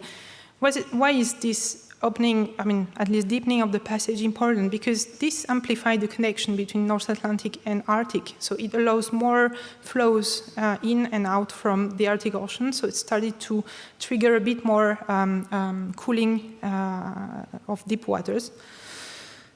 But, well, at that moment, people think that it is correlated a bit on the fact that some spotty glaciation occur on the emerged part of the Barents Sea shelf. Okay, so because of this local cooling with increasing exchange with the Arctic, the fact that the shelf was emerged potentially allowed the growth of the ice sheet at that moment. Then during the Pliocene, we have the gradual closure of the Central American Seaway, and this has been illustrated in a very recent contribution for Ning Tan and the collaborators that performed simulation just reducing a bit the depth of the Central American Seaway. And they definitely showed that even though it was triggering some coolings, it was not enough unless other feedbacks was accounting for. And here they show that the snow vegetation feedbacks was important because it was further reducing the albedo, increasing the albedo on the higher latitudes. So another important aspect of the gateways is the modification of the global ocean heat transport. And I stumbled across a paper from Zhongxi Zhang that was simulating the impact of closure and opening of the major gateways on the deep ocean circulation. So he did that with Eocene topography, and he tested all the major gateways in the north and in the south, and also in the tropics, even though the timing was not coherent with Eocene, but was just to illustrate the impact. No? So in their controlled simulation of the Eocene paleogeography, you can see that the circulation is mostly zonal. There is some meridional circulation in the Atlantic, but while I would say the major currents are very zonal. Well, they try to close some of the passage, okay, here, or deepening some of them. And, well, there is no substantial difference, except that perhaps the strength of the currents is a bit reduced. But then if you close the Panama passage here, or if you close the Thetis, connection, then you can see that the flow is not zonal anymore, at global level, but you have an increase in the meridional deep water circulation, also in the North Atlantic. So, well, we can say that some of the gateways are important to account for in some of the simulation. I think one of the best examples is the mid-Pliocene 1 period. But we all know that it has been very difficult for the Plio-MIP experiments to really match the warmth that has been recorded in the proxies. So, except about the uncertainties on the proxy and their interpretation, okay, there was also the fact that in their first phase of experiment, the paleogeography was also not completely in agreement with the mid-Pliocene reconstruction. So, in particular, the Bering Strait was still not completely open, and the Canadian archipelago was closed, and it has not been imposed like that in the previous experiment. But doing that in the experiment, you can see that if you close both gateways, heat accumulates here, okay, because there is no exchange anymore through Pacific, Arctic, Atlantic. You also increase a bit the heat transport toward the North Atlantic high latitudes, and as a consequence, you can match the proxies much better, okay? So this is an example of why it is important to really incorporate the gateways. But now I would say, why is the ocean heat transport so important if it's contributing so little to the threshold of glaciations? Okay, because it contributes as other many factors, but it doesn't seem to be determining in the threshold. So I would say that if heat transport is wrongly represented in climate model, then the high latitude climate is wrong. Just because now if we zoom on the high latitudes, ocean heat transport, also atmospheric heat transport, modulates the moisture that is advected toward land and thus the surface mass balance of an ice sheet. It also modulates the heat transport that is able to reach the grounding line on the floating part of the ice sheets. Why is it important? Because nowadays we have recognized that some of the sectors that are exposed to both atmospheric and mostly oceanic intrusion of warm waters, are susceptible to instability, which can be further amplified if the bedrock below has a slope directed inland, okay? But the advection of warm water on the continental shelf also depends on the depth and on the morphology of the continental shelf, and it modulates the frequency and the pathway of the intrusion of warm water. And this is very fundamental because nowadays there are some ice shelves that are exposed directly to circumpolar deep water around Antarctica, which is the warm water mass flowing around Antarctica, and mostly the western part here, okay? All the ice shelf in red represents the amount of melting that has been observed. And the pathway of warm water is very unique. For example, in the Weddell Sea, I mean, warm waters enter in this area of the coast, and on the Ross Sea, it's entering in very few peculiar locations due to different factors. So now I really would like to focus a bit more on Antarctica. Antarctica has been recording a lot of major phases for glaciations that have been well registered on the continental margin. And here I just take example of what was happening in the Ross Sea because I've been collaborating more with Ross Sea people ultimately, so I had more material on that. There have been Ross Sea unconformities recorded in the stratigraphic margins around in the Ross Sea, and those unconformities happens roughly at the end of the Oligocene, well, no, in the middle Oligocene, at the beginning of the Miocene, mid-Miocene climatic optimum, a big one at the late Miocene, and one other at the Plio-Pleistocene transition mostly. So what are unconformities? Now, if you look at this seismic profile of the continental margin here of the Ross Sea, you can see that they are represented by strong reflectors, okay, that represents major advance of the ice sheets that truncated the previous sediment layers that have been deposited. So when you make a seismic profile of those margin, you definitely see those major events, okay? They do not represent glacial interglacial cycles, okay? I mean, you have to imagine that this picture represents several kilometers of sediment thickness, so it's just that it represents major advance during the Antarctic cooling. So,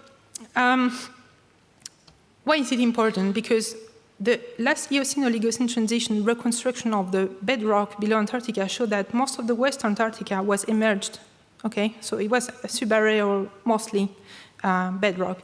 Now it is discussed, and we are trying to improve this reconstruction, but mostly we think it was emerged. And nowadays, we have a bedrock that is in West Antarctica, mostly below sea level, and this is the particular feature of Antarctica. West Antarctica actually has a grounding line below sea level, okay? So in between Eocene-Oligocene transition and nowadays, we had a strong erosion and sediment transport, as well as an expansion of the continental margin, okay? Because before you see, I mean, the shelf edge was a bit southward compared where it is nowadays, and this matters. So then, from that, we can just ask, when did Antarctic bathymetric increase its control on ice sheet sensitivity to ocean conditions? Because it is clear that it has becoming marine very gradually in the climate history. So once again, you can have a look at this seismic profile here, and you can see that there have been since the Miocene, so this green section here, well, since the beginning, but until the pink color here, a huge deposition of sediments. Okay, so at that, between the Oligocene and until, I would say, late Miocene, there have been a huge deposition, erosion, transportation of sediment toward the continental margin. So it means that the ice sheet has been really becoming sensitive at that moment when the grounding line was started to expand, also deepen the bathymetry, and thus increase its own exposure to oceanic conditions. So Ed Gaston, for example, tried to model what happened during the Miocene using two different boundary conditions. And the first set of simulation was performed on present-day topography, okay, with real mid-Miocene climate. If you do that on a different Miocene topography, you can see that the configuration is fairly different. Also, the volume accumulated, okay? You accumulate more volumes on a topography that is mostly exposed than on a topography that is below sea level. So we performed together a set of simulations just trying to understand in the course of climate evolution what was happening to the Antarctic sensitivity to ocean warming while expanding on the shelf and while this shelf was gradually deepening. And as you can see, while here the bathymetry is gradually deepening, the sensitivity of the ice sheet that is shown by this bright color is really increasing, okay? So it has become prevalently dominated. I mean, I would say the instability of the Antarctic ice sheet has become dominated by ocean forcing at the end. Well, I would say since the Pliocene, it has started to become very sensitive because bathymetry has already deepened at that moment. So grounding line was already below sea level. So we know that happened during the Pliocene because handrail records that has been cored close to the front of the Ross ice shelf show an alternation of opening and advance very frequent during the Pliocene. And so we know that this happened. We don't know what was the extent of the fluctuation, but we know that this happened, definitely. However, we still have large uncertainties on the reconstruction of past periods for sea level contribution of Greenland and Antarctica. And for the mid-Pliocene 1 period, the uncertainty is very huge. This is the same for the last interglacial, for example. We don't know if Antarctica really retreated or not, and how much. So it's still very difficult. We are still lacking of sea level constraint, and even though you can find a sea level constraint, it's difficult to deconvolve the individual contribution of each ice sheet from those signals. But what I find interesting on the whole climate history, and this is how I will try to conclude this talk, is we know that during the mid-Miocene, after the glaciation, for sure Antarctica has been advancing and retreating with glacial interglacial cyclicity. But we know that during the mid-Miocene climatic optimum, it retreated extensively. We know that it retreated during the Pliocene, mid-Pliocene 1 period and probably during the Pliocene, but with different CO2 concentration. We potentially imagine that it retreating during MIS 11, during MIS 5, and as you can see, the CO2 threshold is lower, okay? And we are projecting to have ice sheets shrinking in the future, and we don't know which range of CO2 and which timing. And what I find very interesting here is that the threshold of CO2 is decreasing over time, but the ice sheets are shrinking anyway. So it means that the process that starts dominating the ice sheets shrinking is not CO2 threshold at our time, it's more regional processes like oceanic circulations and the balance with atmospheric fluxes, for example, which determines the hysteresis of the ice sheet. So it means that the hysteresis of the ice sheet, which means that the way to glaciate is different of the way to deglaciate, has been also evolving through time because climatic contexts have been evolving, CO2 concentration has been evolving, and bathymetry has been evolving. Thus, the response of Antarctica cannot be only explained by a simple drop of CO2 or a relationship with external temperature, but also with oceanic intrusion that trigger instability behavior.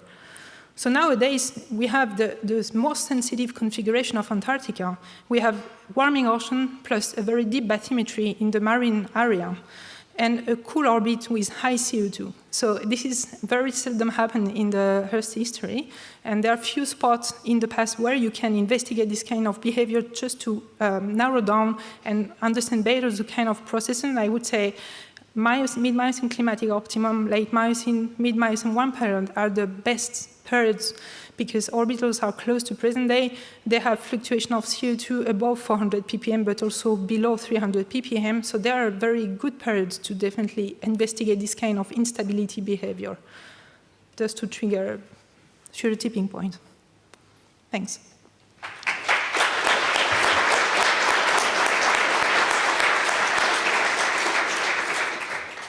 Thanks, Flo. Do we have a question? We have a few minutes before the break. Yes. I have a question on the seaway connections. You have been mentioning several types of these seaways changing, and of course also mentioning the Central American Seaway. However, I always miss in these reconstruction the termination of the Tethyan Seaway, because that exactly matches the onset of the MMCO. So I would think to consider this also an important event in heat transfer, because we interrupt the connection between the Indo-Pacific and the Atlantic at that time.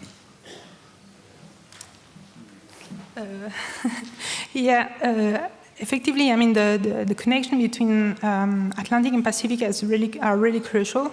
Also in terms of salinity, because it changed a lot. So once the connection closed, salinity increased in the Atlantic, and because the flow was directly, mostly in a meridional direction, then the heat transport was also more efficient. So we had more efficient cooling in high latitudes and more efficient heat transport, and increased by, I mean, amplified by this increase in salinity as well. So I mean, the gateways are really important for that, but sometimes the factor that then, in addition to other processes, trigger the glaciation. Perhaps sometimes gateways alone do not trigger the real inception.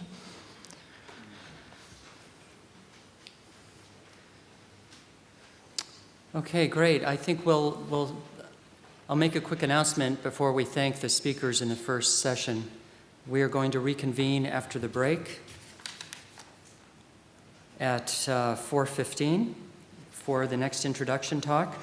And let's all thank the speakers for a great session.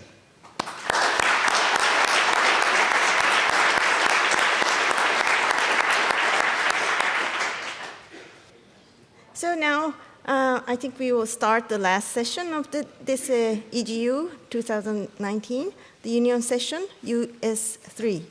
So it's about the past and future tipping points and large climate transitions in Earth's history. It's the second part. I will try to introduce the second part, talking about the cryosphere and climate interactions from past to future. We have three speakers, and we will try to cover the Pleistocene and the future. The key word is the tipping point, but often in our field, I think we haven't been using this word in our literature. Many papers in this field, we have been using like word threshold. I think you will see a lot of threshold-like phenomena, and also the mechanism that controls the threshold. That's something we are trying to think about. The complexity is that the system is not always in equilibrium. I will show some examples.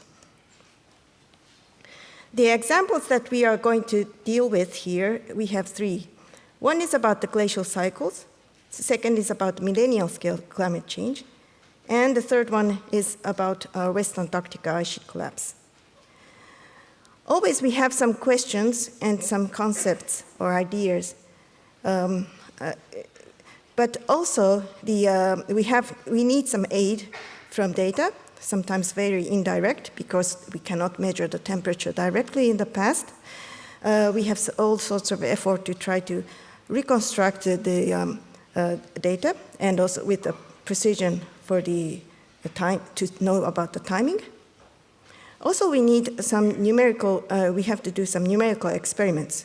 We cannot do these we cannot test our idea in the lab, and instead of doing experiments in the lab, we do it with the aid of computers.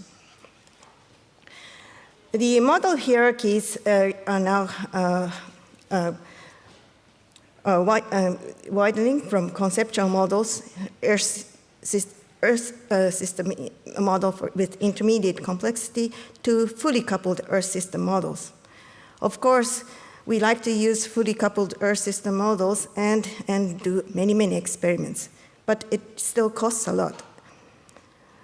The good thing is that if we use the fully coupled Earth system model or very complex model, we can compare the proxy geological data from different places and test our idea even in regional scale. So I think now we have some chance to walk through these models or try to test our hypothesis using different kind of research approach. The timing that we are trying to cover here is about the last 5 or 4 million years. For example, this figure shows the last 4 million years, starting from Pliocene and then entering the so-called Pleistocene here. You see this from this isotope data that is showing approximately the ice volume or the temperature. If it goes down, means that it's going cooler, it's becoming cooler and more ice volume. And you see that there is a cooling and also more ice volume. The interesting thing is that it is not only with this trend, but also the periodicity is changing from about 40,000 year cycle to 100,000 year cycle. So our recent cycle here is called 100,000 years glacial interglacial cycle, and we are living in the interglacials. You see that it has a very good, or it has some relation to the insolation or orbital parameter. And also this trend could be related to the carbon dioxide or greenhouse gases. Thanks to the community in paleoceanography and also ice core, it is very important to try to narrow down this uncertainty. And I think, for example, the ice core community is trying to get old ice to reconstruct the greenhouse gas even before 1 million years ago, in the time when the climate was changing with 40,000 years cycle, different from our recent glacial interglacial cycle. Also, the complexity is that this astronomical forcing on the insolation is not so constant. As I showed, that this looks quite systematically. It doesn't change so much, but if you look in detail, for example, around 1 million years ago, for example, the eccentricity is a little bit decreasing. Or you have some different shape, you see some different shapes. And it seems that this kind of small change in the astronomical forcing could also change this, make a difference in our state, because the system is sometimes responding with critically beyond thresholds. For example, this is this is about the ice age, to understand the ice age cycle. It has been shown that there is some kind of threshold of ice age termination, and it has some relation to insolation input or even the ice sheet size. There were already ideas more than 20 years ago. For example, a study from Payard developed this idea to think about that the system is shifting between interglacial and small glacial and a fully glacial state. And this switch is governed by not only the insolation threshold, for example, here or here, but also the ice volume or the ice sheet size. Because this gives, by thinking about this, it simulates very well the glacial interglacial cycle. Do you think I get the video?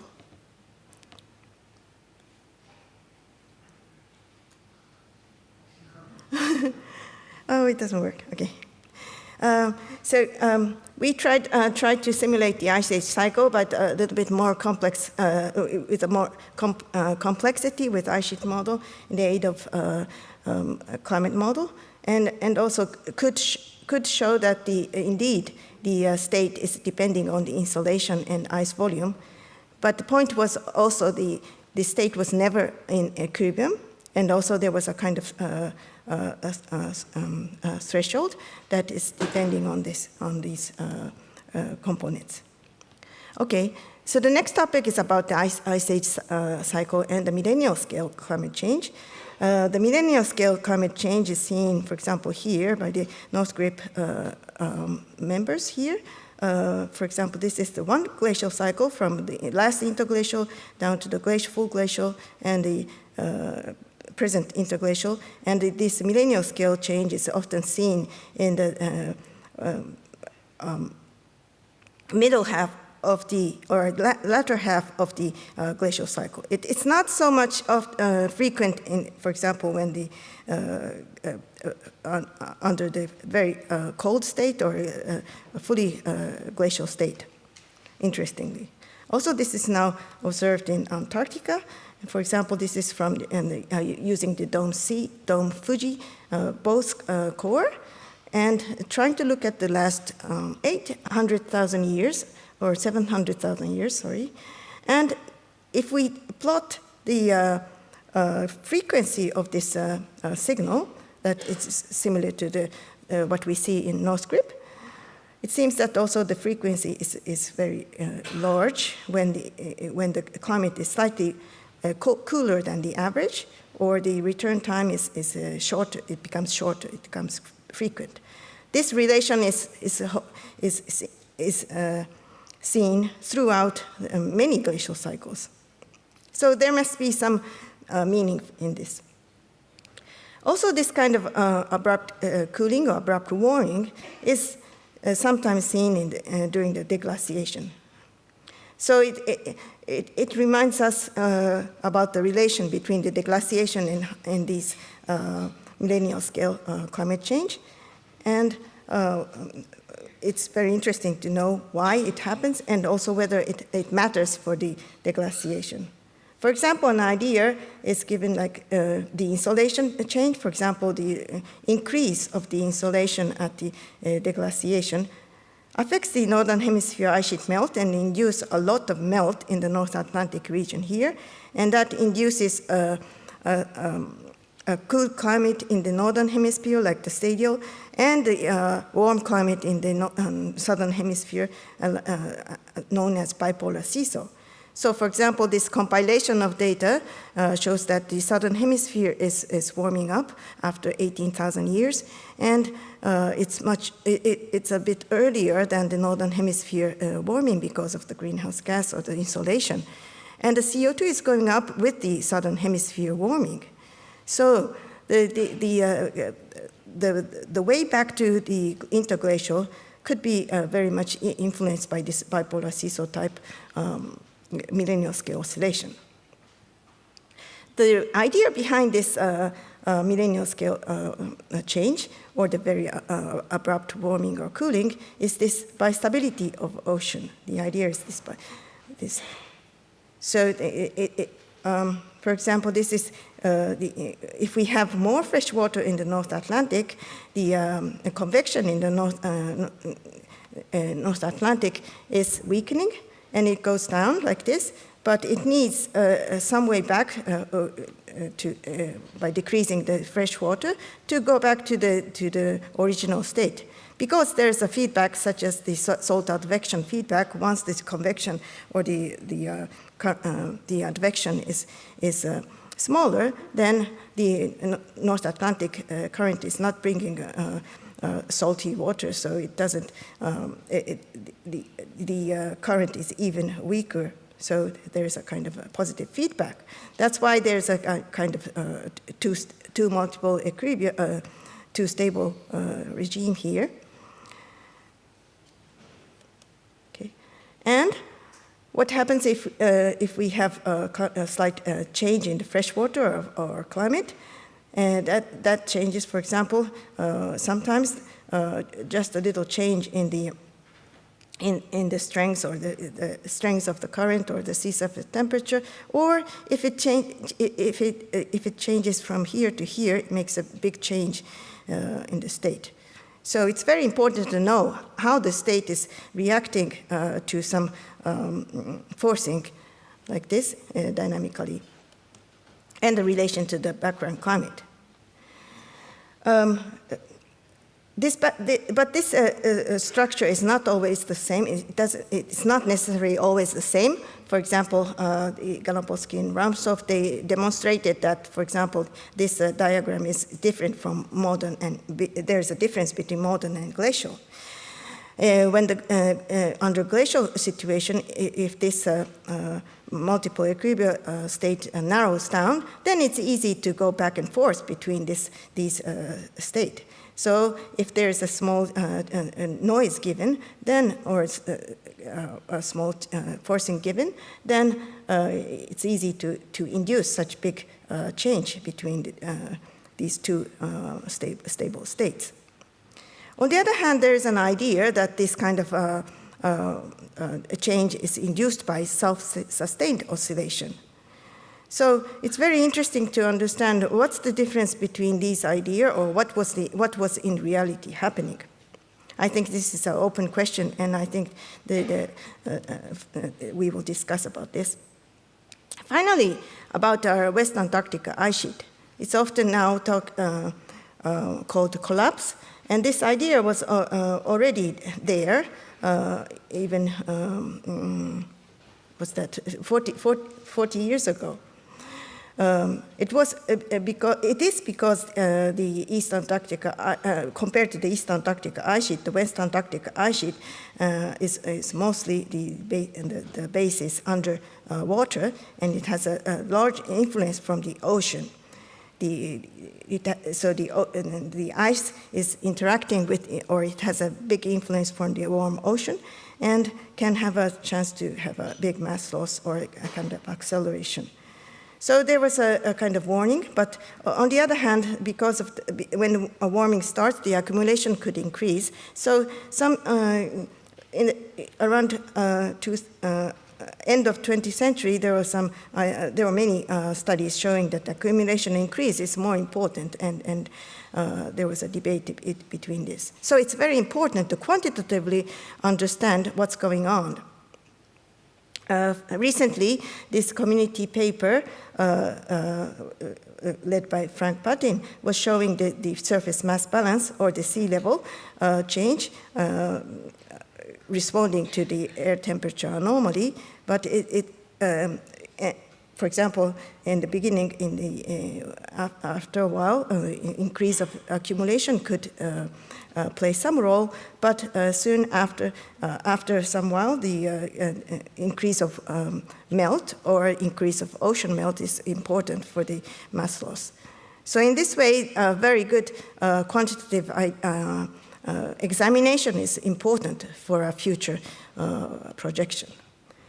Not only doing such work, such effort, I think it's very important to look at the past. For example, this study by Pollard and De Conte showed detail about this last 5 million years.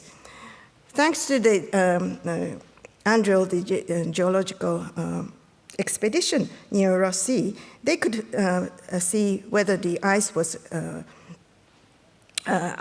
was not covering this site, or covered by ice shelf sometimes, or totally covered by grounded ice, for example. And the simulation forced by this northern hemisphere signal of delta O18 could capture many nice characteristics.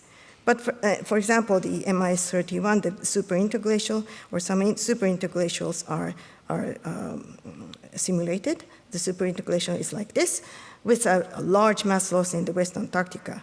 But still, we have some missing in the recent, for example, the MIS5E, and maybe the way of forcing, or there's some missing thing in our knowledge. So I think it's important to think about the relation between the response of the system to orbital parameter and the millennial scale change, and the system dynamics. Maybe there's some cascading tipping point in this matter.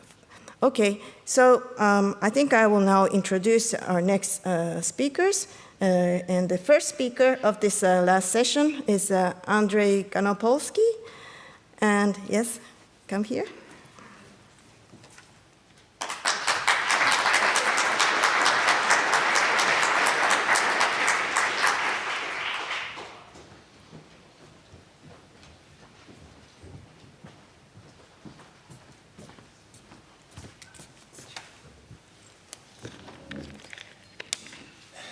So, Andre is going to talk about paleoclimate constraints on critical climate thresholds. thank you, Ayaka. First of all, of course, I would like to thank organizers for inviting me to give this talk here. So I put here only my name because, of course, this work has been done in collaboration with many of my colleagues and friends. But since I don't want them to be any responsibility for what I will say here, so I put only my name. So this better fit to rubric perspectives than article. Okay, so the title is Paleoclimate Constraint on Critical Climate Threshold, and basically I'm going to discuss today two questions. First of all, how past climate variability can help us in understanding of nonlinear dynamics of the Earth system, and the second, maybe more practical question, where really past climate changes can provide some useful and basically qualitative constraint on critical climate thresholds, and critical climate thresholds is, so to say, considered as a synonym to tipping points. Okay, this is, of course, has been shown several times.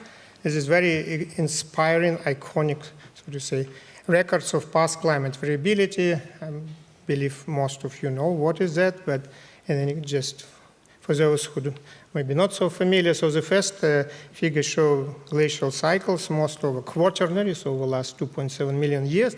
This is Delta 18O benthic stack from Lizicky and Reimer, and it is believed that it is a reasonably good proxy for globalized volume and also climate variability, and we show, of course, progressive changes in amplitude and periodicity of glacial cycles. And the second one is, of course, a record from Greenland temperature, which show abrupt climate changes known also as the Dansgaard-Oshgar events. And Kirin will talk about that later. So basically, this was extremely, why I'm showing these two figures, they were extremely inspiring for entire society, so to say, and they probably really stimulated thinking in the terms of nonlinear climate dynamics, because before paleoclimatology was much more, so to say, in the way of linear thinking about past climate changes. It was also extremely, these two figures were extremely inspiring for me. So over the last 20 years, I was working with these two figures. I just realized that my first presentation with the modeling of Dansgaard-Oshgar events I made on EGU precisely 20 years ago. This was time not in Vienna. And since that, practically every EGU session I gave talk is about geo events or about glacial cycles or about both of them. So I don't want to repeat what I've said here many times. Actually, I put a challenge for myself, and I wanted to make some sense of what I already presented many times before. So basically, an idea of what we can learn from these two curves. And the problem, of course, that this is a quaternary climate, and most of quaternary climate was colder than now. And of course, most of us are much more interested in hothouse climate than in icehouse climate. And of course, this is not a paleo analog for the hothouse climate. Recently, we published a paper where we claim that current 400 ppm CO2 level is higher than we ever happened during a quaternary, and the temperature of about 2 degrees above pre-industrial would be higher than any temperature during quaternary. And in pessimistic, of course, case, we will go well beyond quaternary already during our lifespan, so to say. And nonetheless, I will try today to demonstrate that we can learn something useful also from these records. Of course, again, it was, I'm not surprised that it has been shown already before that this critical thresholds, tipping points, bifurcation transitions, they are often associated with the existence of multiple equilibria, like it's shown here, illustration from the famous Lanton's paper, or this typical hysteresis behavior, like for EMOC, which Ayaka just showed before. So, but most of these, so to say, considerations are purely theoretical or based on modeling results. Of course, we cannot make, unfortunately, we cannot make such type of experiments with real systems. But do we have any, so to say, can we at least extract any information from past climate records which provide support to the notion that real system does have these properties? Okay, so, okay, this is results of simulations which we performed already a very long time ago. So this was one of the first attempts to trace phase portrait of the climate cryosphere system in the phase space of Milankovitch force, which is a summer installation. And I show this figure many times already, but because paper is not well cited actually, so apart from publishing it in the wrong journal, probably I never explained it properly. So what is shown here, and this is experiment which we still can make only with the models of intermediate complexity, because tracing of such hysteresis would require millions of years of model years simulations, of course not of human lives. And so what is shown here is that depending on the initial condition, for example, if we will start from the right, which correspond to a higher summer insolation in the northern hemisphere, if we will go to the left, then we will stay near to close to the zero global ice volume. This is actually anomaly compared to present, and this mostly shows the northern hemisphere ice volume, so it's about still, remember, it's not about future, it's about past. So, but if you cross a certain threshold, so we go up, and we are in the upper branch, which corresponds, so if you will look, so the upper branch really corresponds to huge glaciation. It's actually twice larger than during LGM. This never happened, and this, of course, because a climate cryosphere system has a very long response time and never was able to reach a full equilibrium, while, of course, the lower branch corresponds to present-day-like situation with only in the northern hemisphere ice sheet in Greenland. And there is a certain range of orbital parameters or some installations where two equilibria are possible. And so there is this bifurcation or critical threshold when system, if it was an interglacial stage, should go into a glacial stage. So the question, of course, where we are now, and we are just here. So we are a few watts per square meter away from this transition. How we can be sure that this is correct, or at least because this is, as I said, model simulations. So of course it is still the modeling world, but our model was extensively tested over the last 20 years. So we were able recently to simulate quite successfully all glacial cycles, and therefore we believe the model is reasonably well constrained by empirical data. So therefore, it's at least plausible scenarios that we are such close to this bifurcation point. Okay, and there is now I would like to make several conclusions from this facts, which of course were published already. So observation number one is actually that recently we were very close to bifurcation point or a tipping point. So recently, I explained why recently, so it was a few hundred years ago before industrial era when CO2, of course, and temperature started to grow.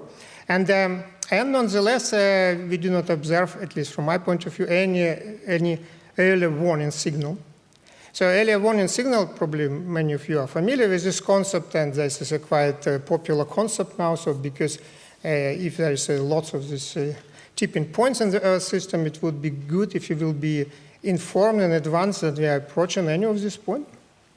And they were looking for different types of early warning signals. So such an early warning signal could be, for example, advance of ice sheet, like it was observed about 200 years ago, but actually it was one of a fluctuation. So usually you see such photographs before and present for this century or the last few decades illustrating global warming, but actually such fluctuation also occurred in the past. So my point is that we did not observe any systematic advances of the ice sheets in recent time.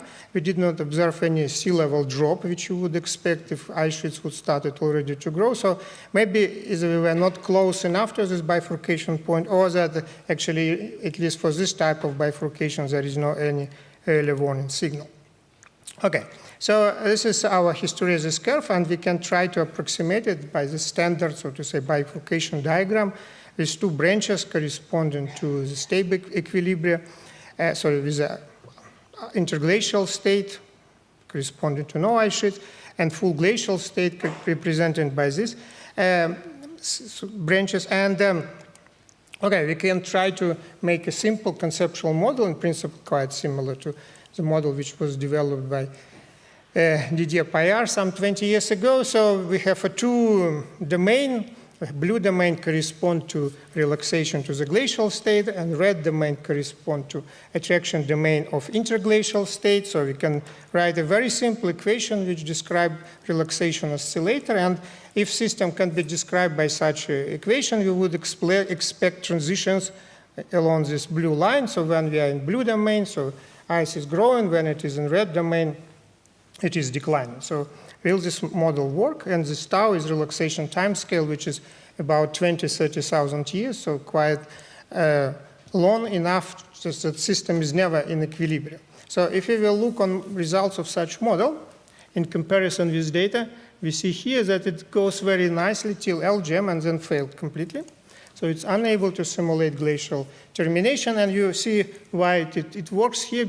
So why this problem arises. So if you will look on this phase domain, you see that blue, so this is model, this is data, real data. So up to LGM, they look very, very similar, so which suggests that this phase space with two different equilibrium branches is quite reasonable representation of the real world. However, of course, if this nothing will happen at LGM, then would we expect another loop? And then at present we would be here, not in interglacial, but in glacial world with the ice sheets, which were only slightly smaller than during LGM, while in reality, of course, you see here that something completely different happened, and of course the glaciations occurred within 10,000 years. So this problem was solved by Didier Payard already 20 years ago. He proposed that in this case we have to apply another regime, which is completely different, which cannot be explained by relaxation to one of these two states.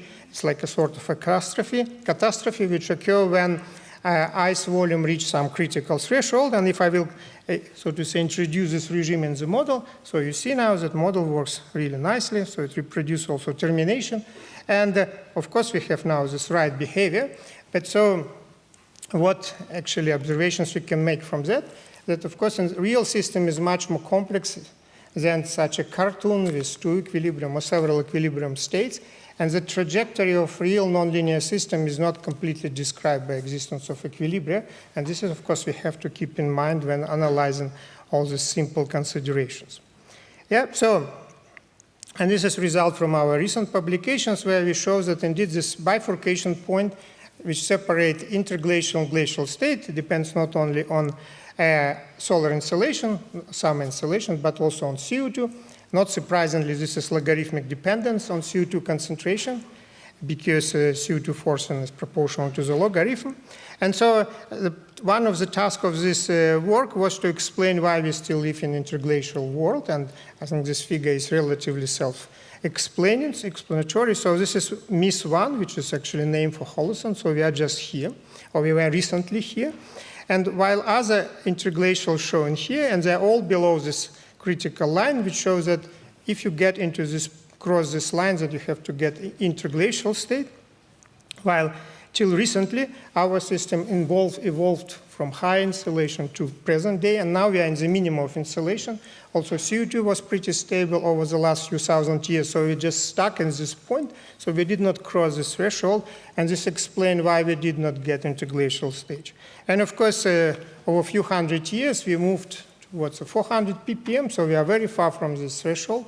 So therefore, there's no any reason to be concerned about new ice age, at least for the next 50,000 years. Okay, that's again demonstrations that we were quite close to this bifurcation or threshold and even did not notice that. Okay, so we do not expect therefore next ice age at least within the next 50,000 years in the future.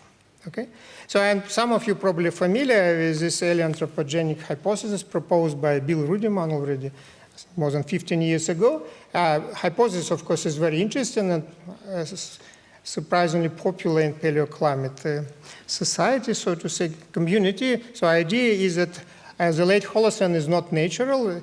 This behavior, when we have a relatively stable, even slightly rising CO2, should be explained by activity, so to say, pre-industrial activity, mostly by land use, by cutting forest, and so on. And if we would not have our predecessor cutting trees, then actual real trajectory would be down. So it should be stronger cooling, CO2 should drop.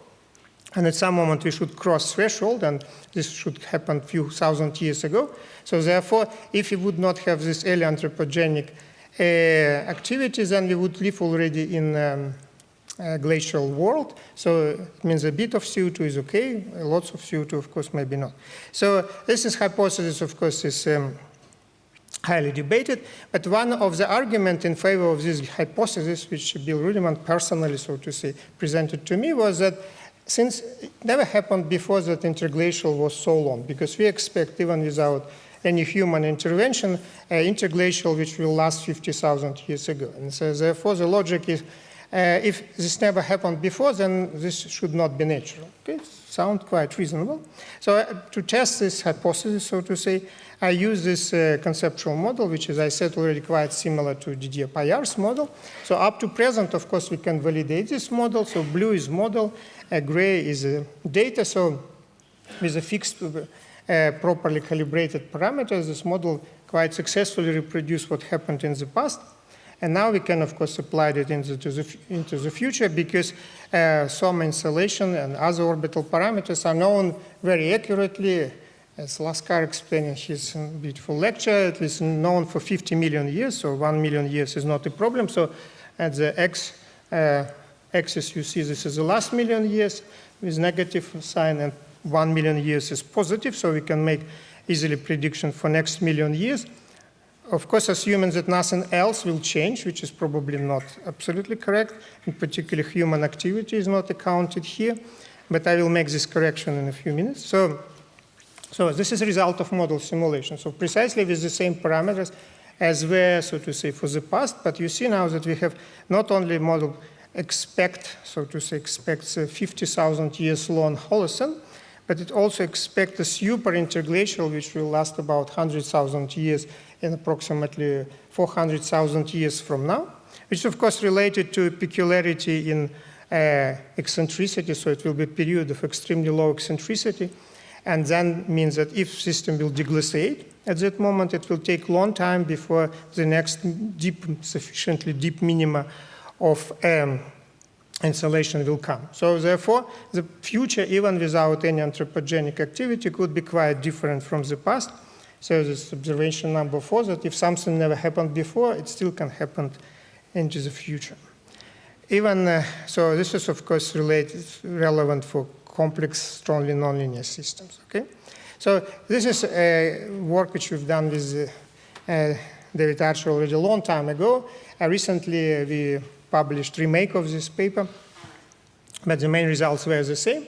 An idea here is that what you see here, different CO2 scenarios for total cumulative emissions, 1,000 gigatons and 5,000 gigaton of carbon. So 1,000 gigaton of carbon is twice larger than we already achieved. And it's probably the best, the most optimistic scenario, unless we assume a large negative emission scenario. So 5,000 gigaton is mostly something that's much more pessimistic. It's more like extended RCP 8.5 scenarios, but in principle, it's theoretically possible because there is enough fossil fuel to produce 5,000 gigatons. So what this figure shows, it's quite busy, I don't want to discuss it in details, but it shows that even with 1,000 gigatons, we would expect much more extended this interglacial, so Holocene, or whether it is Holocene or not, it's another issue. But this interglacial will continue at least for 100,000 years. And with 5,000 gigatons, actually, we can suppress interglacial cycles for 500,000 years.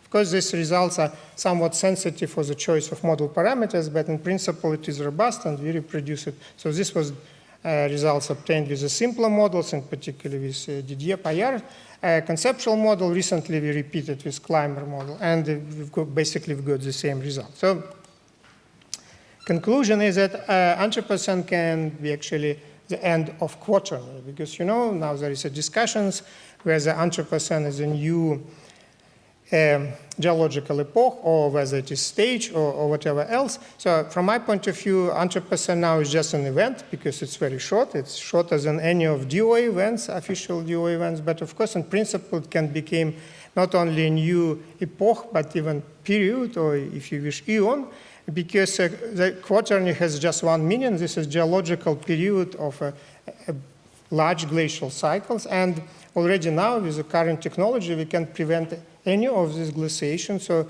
we don't know, of course, what humans will do in 50,000 years from now, or more, even 500,000 years from now. But if this stability analysis of the climate cryosphere system is correct, then we can fully control climate system and prevent any glaciations in the future. Of course, if you will be interested in doing that.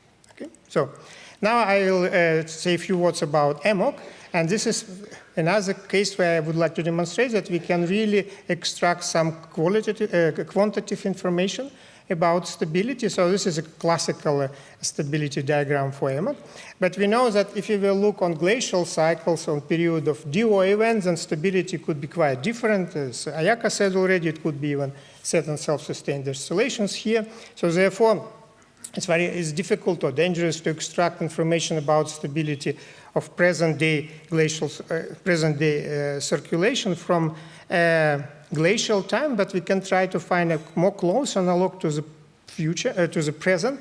And I would just would like to use this data to test hypothesis, which of the three stability diagrams, which proposed by different models, is more realistic. So in principle, this is like a classical stomal diagram with two stable equilibria.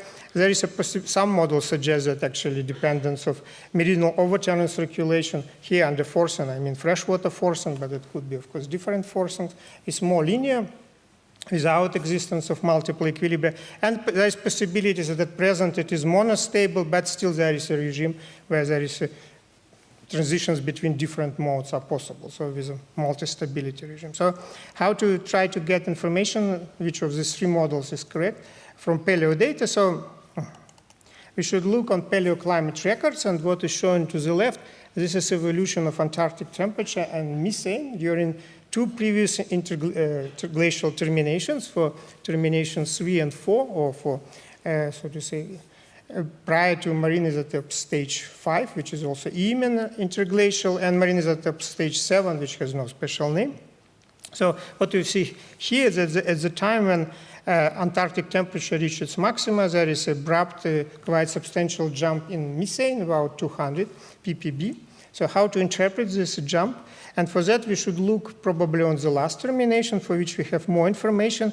And what is shown here, in addition to this Antarctic temperature and methane, also Greenland temperature, and the proxy for Atlantic overturning circulation.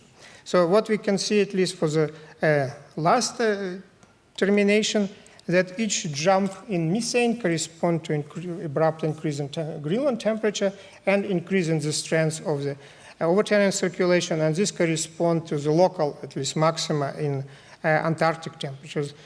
The most recent termination was different from previous, because this, unlike previous terminations, it's happened twice. So this is the first was Berlin, and the second was end of Younger Dryas, but we see the same pattern, so abrupt increase in methane, abrupt increase in Greenland temperature, and maybe not so in this case pronounced, but still increase of EMOC. So therefore, we can interpret abrupt change in Greenland temperature, northern temperature, methane, as abrupt resumptions of the ocean circulation. And this is consistent with our modeling results, which we already performed a long time ago with Didier Roche. So what is shown here, it's a response of Greenland temperature, Antarctic temperature, and EMOC to a very simple generic deglaciation scenario. So the gray line here demonstrates this generic change in CO2 and ice volume. And you see that indeed, each time when we have a resumption of EMOC at the end of glacial cycle, during end of termination, we have abrupt increase in Greenland temperature, and we have local maximum, absolute maximum Antarctic temperatures, and Antarctic temperature is decreasing. So it looks very much similar to previous two, at least, but in fact more than two interglacial. So what we can learn is that apparently during most of interglacials, at the end, sorry, of glacial termination, at the beginning of interglacial, we have abrupt resumption of EMOC, which should mean that the circulation cannot be bistable, because then the reason why actually did not, if it was suppressed during termination, why it did not stay in this off mode during entire interglacial. It could not also be quasi-linear, because how then explain abrupt resumption, assuming that the fluxes were not changing so abruptly. So then we arrive into most likely case that it looks like that. It's monostable, but with at least coexistence of different equilibria in slightly different part of phase space and with 2 bifurcation points. Okay, so this is just first, so to say, what we can derive from the glacial time, but how stable it was. So can we try to quantify that? Yes, we can, or at least we can try. So some models suggest that circulation is very strong, so it's very stable. You need about half of Sverdrup to kill it. Some suggest that it is not very stable. We are very close to this bifurcation, and there is some intermediate stage, say about 0.2 Sverdrup. Just to put it in perspective, 0.2 Sverdrup, this is Amazon River discharge at present, and 0.05 Sverdrup, it is what we can expect at the end of this century, contribution directly from Greenland. And if we will look for that, so to say, to make a choice between these different possibilities, we now can use the last termination. And what we see here, that at the end of younger dryas, we had the recovery of the circulation, and we have no any indications that circulation was shut down during period after younger dryas. But we have also reconstructions for global ice volume, and we know that the ice, mostly in the northern hemisphere, was melting with approximately rate of 0.1, which would suggest that circulation was at least stable to sustain 0.1 Sverdrup. So therefore, we came to conclusion, I'm speed up a bit, said it's more likely that circulation is modestly stable and it has a threshold value of about 0.1, 0.2 Sverdrup. This, of course, again, only one dimension in the phase space. Of course, circulation depends on many other factors, but at least I tried to convince you that we can learn something from past climate records. And with that, I'm running to a very short conclusion. So I just wanted to give you some example about complex behavior of nonlinear system, which we can learn from paleo data, and to show that we can even try to extract some quantitative information from this paleoclimate records. That's it. Thank you for your attention. Thank you very much.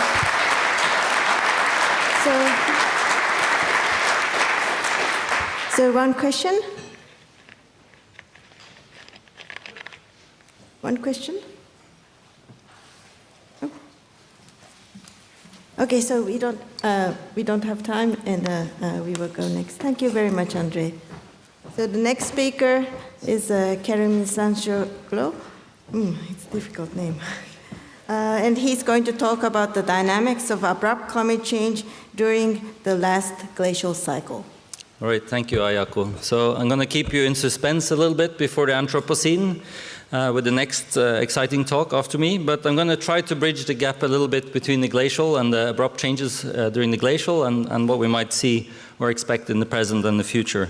I feel very honored to be here because I've worked on these orbital and even Cenozoic timescales before. I'm kind of part of this Wilson cycle going from warm, high CO2 to low glacial climates, and now I've been 5 years in the Dansk-Oeschger world, which is the glacial, but I'm very inspired to go back to the older climates, which have a very rich and an incredible number of questions that are still unanswered.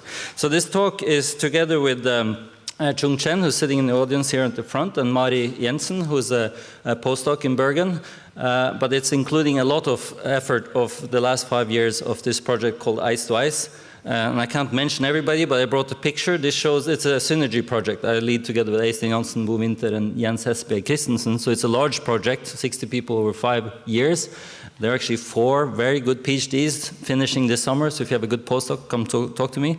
Anyway, it's a phenomenal bunch of people doing field work and dynamical physical work. So the DOS cycles are these abrupt changes during the last glacial, so the last, in particular, the stage 3, between 16,000 and 30,000 years before present.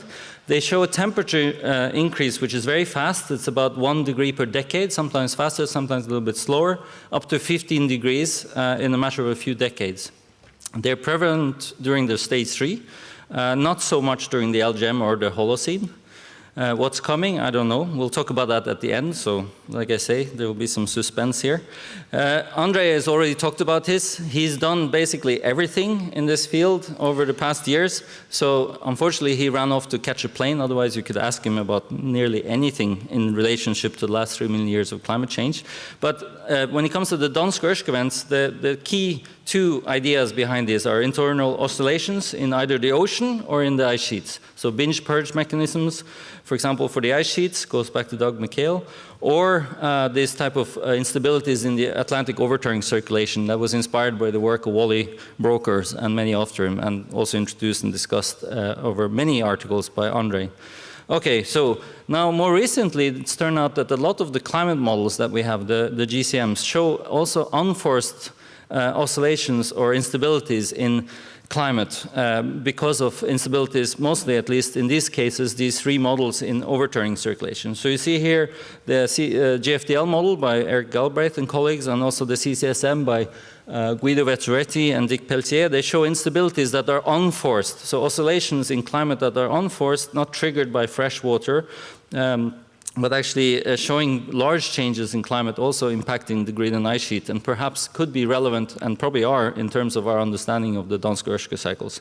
On the far left is also a simulation that we've been working on, which I'll talk quite a lot about, which relates to a forced, more like a Heinrich event. So you know about these large armadas of icebergs rafted into the mid-Atlantic during some of the stadials. I talked more, I had a talk about this yesterday, but if you're more interested in Heinrich stadials, you come ask me. I'm going to focus on DO stadials, but with some examples that also include freshwater.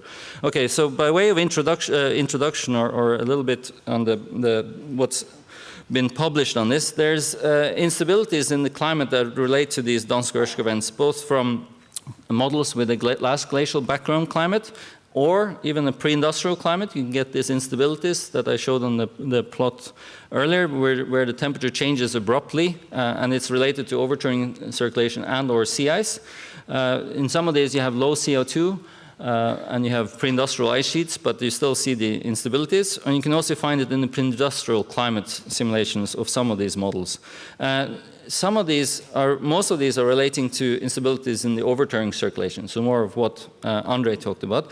But some of them also show instabilities in the subpolar gyre. There's some summary or a perspective, you can call it, paper by Camille Lee and Andreas Born on this that was published last year. So there's also instabilities in the subpolar gyre in a lot of these models that could help us understand these abrupt changes in the high latitudes of the northern hemisphere. All right, so a bit more detail. So this is stage 3. So this is the period I'm going to focus on, 60 to 30,000 years ago, abrupt changes up to 10, 15 degrees on Greenland. So these are the biggest climate changes we know, except for the seasonal cycle. That's bigger. But this is, besides the seasonal cycle, the biggest climate change we know of the last, at least the last glacial cycle. And what we think it is, and hypotheses have written some papers on, is that it relates more to sea ice. It's not like overturning circulation is not important, subpolar gyre is not important, but when it comes to temperature in Greenland, sea ice rules. So sea ice in this simulation by Camille Lee and colleagues, you can see that a big change in sea ice in the Nordic seas can give you up to 7 or maybe even more degrees of temperature change, and it can happen very rapidly. So this is not necessarily proof, but it's an indication from the models that sea ice in the Nordic seas can give you a big change in temperature. And this is a very nice paper by Niklas Metz and colleagues showing that it depends on where you have a change in sea ice. So if you do a control experiment and you change sea ice in the Labrador Sea, in this figure A here, so you have a Labrador Sea shift in sea ice, then you can see the temperature change here as a profile from west to east across Greenland. This is altitude. You can see Greenland here in the Neme ice core site. You see the temperature change, the anomaly of this is very isolated to the western margins or the Labrador Sea, so not really affecting the ice core site.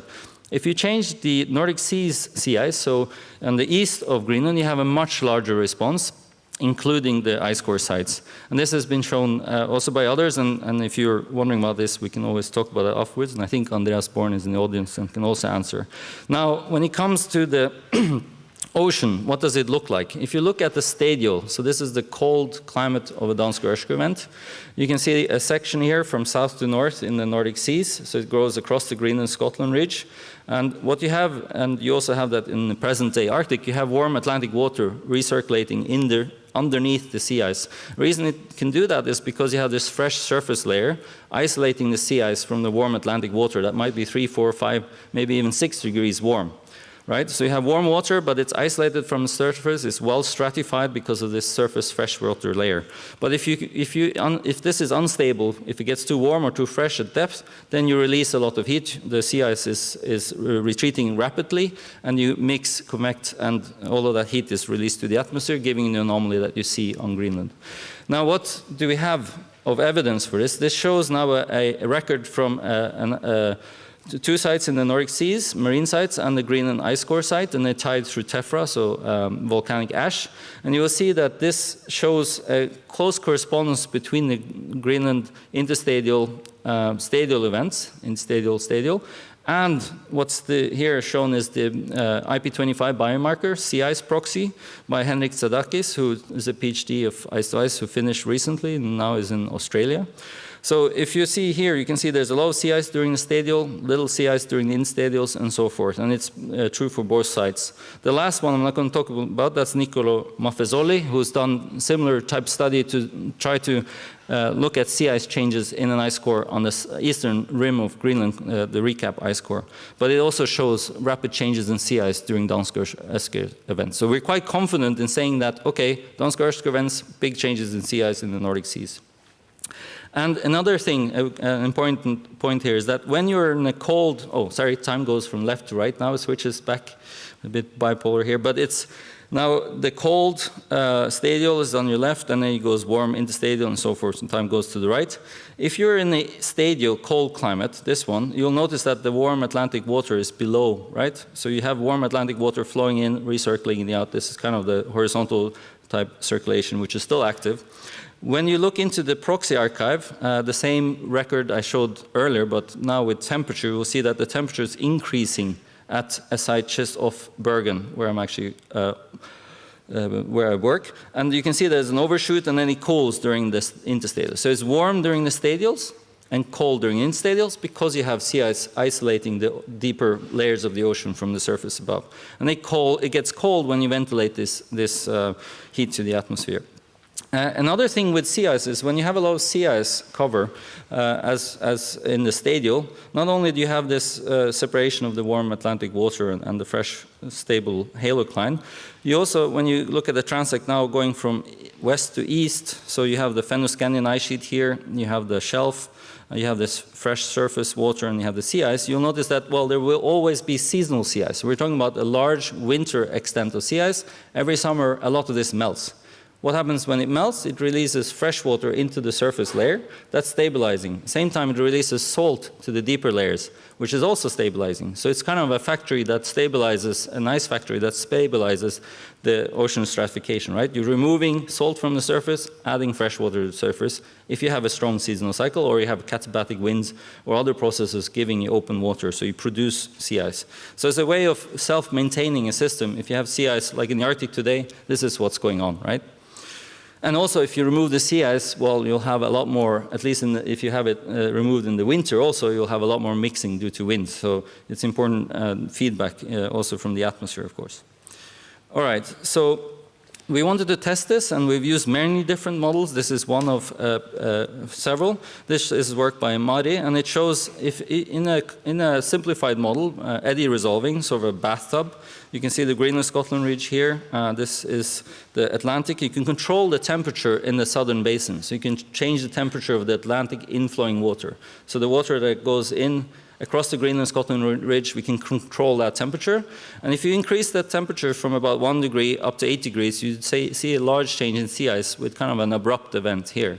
And then reduced or very little sea ice in the Nordic basin, so the northern part of this domain. So a lot of sea ice, abrupt, and then little sea ice. And in this specific range of temperature, 4.5 degrees, you can have oscillations. So the number is 4.5. Mari will get angry if I say that. But if you have water that goes in underneath the sea ice, 4 or 5 degrees, then you can get this instability, at least in this model, where you have abrupt changes. And you can even have oscillations in sea ice.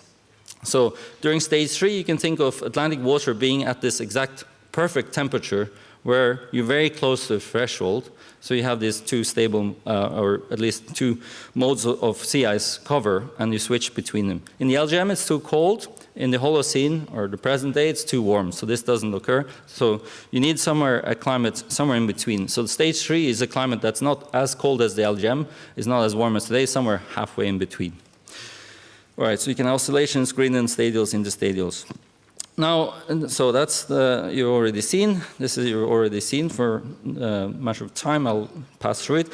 Just want to mention, so if you look at the situation with a lot of sea ice, so this is the same model, cold Atlantic water, you'll have a warm Atlantic layer at depth, 200, 300, 400 meters, there's a warm Atlantic layer. And if you look at salinity, it's very stratified, right? You have a strong stratification in salinity, making this a stable system, leaving this warm Atlantic layer deeper down. If you go and you increase the temperature at some point, you pass the threshold, then you get this warm Atlantic layer all the way to the surface. You're ventilating a lot of heat to the atmosphere, and the stratification here in salinity is very weak.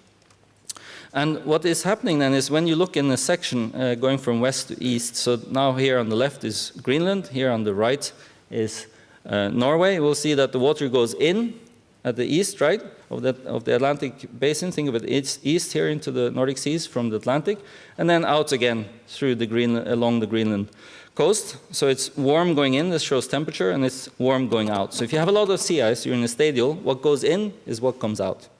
Warm water goes in, warm water comes out. If you end up in passing the threshold, you get into this warm state. So this is an interstadial, as you see on Greenland. So an abrupt increase in temperature and reduction in sea ice. What goes in, which is now warmer, does not come out warm, right? So you release all of that heat to the atmosphere. This is a quite highly resolved, so eddy resolving model. There's a lot of dynamics going on here, even though it's very simplified in terms of the geometry. But I think this holds for what we expect even with the more sophisticated or more realistic bathymetry and topography. Now, Heinrich events, I said I wasn't going to talk about it, but I see I stuck one slide in. I couldn't resist. If you're in a stadial, a lot of sea ice, you have this warm subsurface water, 300-400 meters below the surface. You have this core of the Atlantic water, right? So this is an anomaly in temperature in a stadial situation. So it's very cold on Greenland. You have a lot of sea ice, but you have this warm water below the sea ice. It's isolated from the atmosphere because of the stratification.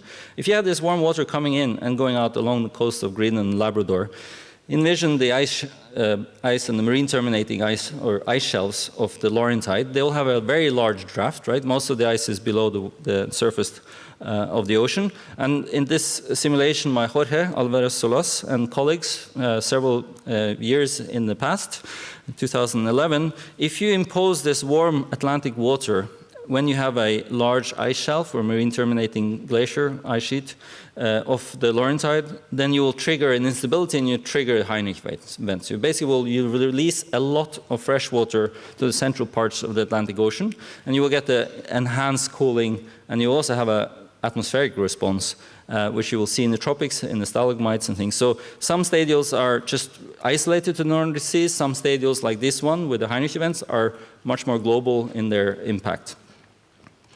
All right, so that was the theory of the Heinrich events, you have to explain both. If you have a theory for DO events, at least this can tie together and explain the Heinrich events as well. Okay, so this is a simulation now with the NORSM. So this is the model we use in Norway, also for CMIP type work. Unfortunately, they always use all the computer resources for CMIP type work, so we're struggling to get some more for our paleoclimate studies. But this is the warm interstadial, so now we use the Lev's ice sheet model for Fennoscandia, Greenland, Antarctica, and the Laurentide, and it's about, well, it's 2/3 the size of the glacial. It's 38K CO2, which is about 200, 220 ppm, and the orbits also of 38K. So it's somewhere in between the glacial and the present. This model is very stable. We tried everything to be able to get an instability in sea ice, and you cannot make it. You cannot get an instability in the overturning either. But if you say, okay, well, you have for whatever reason, type Heinrich event, a lot of fresh water, we want to study then how do you get out of this situation. So if you freshen the Atlantic, sure enough, you get a lot of sea ice, a little bit weaker overturning, you get a stadial. So this is our stadial, cold on Greenland, And you can then look at it when it transitions back to the warm. And what happens if you change between these two states, you get about 10 degrees annual mean temperature change over Greenland. So it's a very large change on Greenland, and that's mostly, as I showed you before, because of the sea ice cover on the eastern part in the Nordic seas, right? Also, if you look below the surface at 200 meters, so this is compiled by Joel Pedro, who's also part of our team. You can see that these points here are sediment cores in the Nordic seas, north of the Greenland-Scotland ridge. The anomaly in temperature across a geostadial, so going from cold to warm, you'll get the temperature increase here, which is matching pretty well the temperature in the model at depth. Not everywhere, but in general, you'll see cooling here and a warming there. So when there's sea ice, it's warm. Where there's no sea ice, it's cold, and the anomaly is quite large. And it matches pretty well the data from and then the model. If you look at the transient case, so now we show you a transient simulation going 500 years where it's cold and you freshen and you have a lot of sea ice. So this is our stadial in the model in black. And then you look at the North Script Delta 18 record. So this is the Greenland temperature from the model in black and the North Script Delta 18 temperature record in orange. You'll see that they match pretty well, right? So we're talking about 1 degree per decade of warming. So it's a pretty good match. So we just stop, and when the blue stops, we stop the freshwater forcing. It's like your end of a Heinrich event, and you transition out of it, and it's an abrupt warming. If you look at the biomarker, so IP25, the sea ice proxy, all of these records in the bottom here are marine, so they're from the site just off Bergen. You see that the sea ice in black in the model, it's low sea ice and abruptly goes to low sea ice into the interstadial. The cyan here shows you the proxy for sea ice in the Nordic seas, which matches pretty well the observations. I won't talk about this, I don't have time. But what you'll notice, you have these little blips, right? You have these little sort of decreases, short-lived, of sea ice. So what are they? Those are polynyas. So when you have an extensive winter sea ice, you have polynyas occurring, short-lived polynyas in the region close to the Greenland-Scotland ridge. So these polynyas come and go. I don't know if I dare say that these are evidence of some of that, but there's some flickering changes almost, at least, that release some heat, ventilate the ocean, but don't quite get into the interstadial. If you look at then a Hofmüller diagram, so this is time, 500 years of a stadial, you have then 300 years of an interstadial.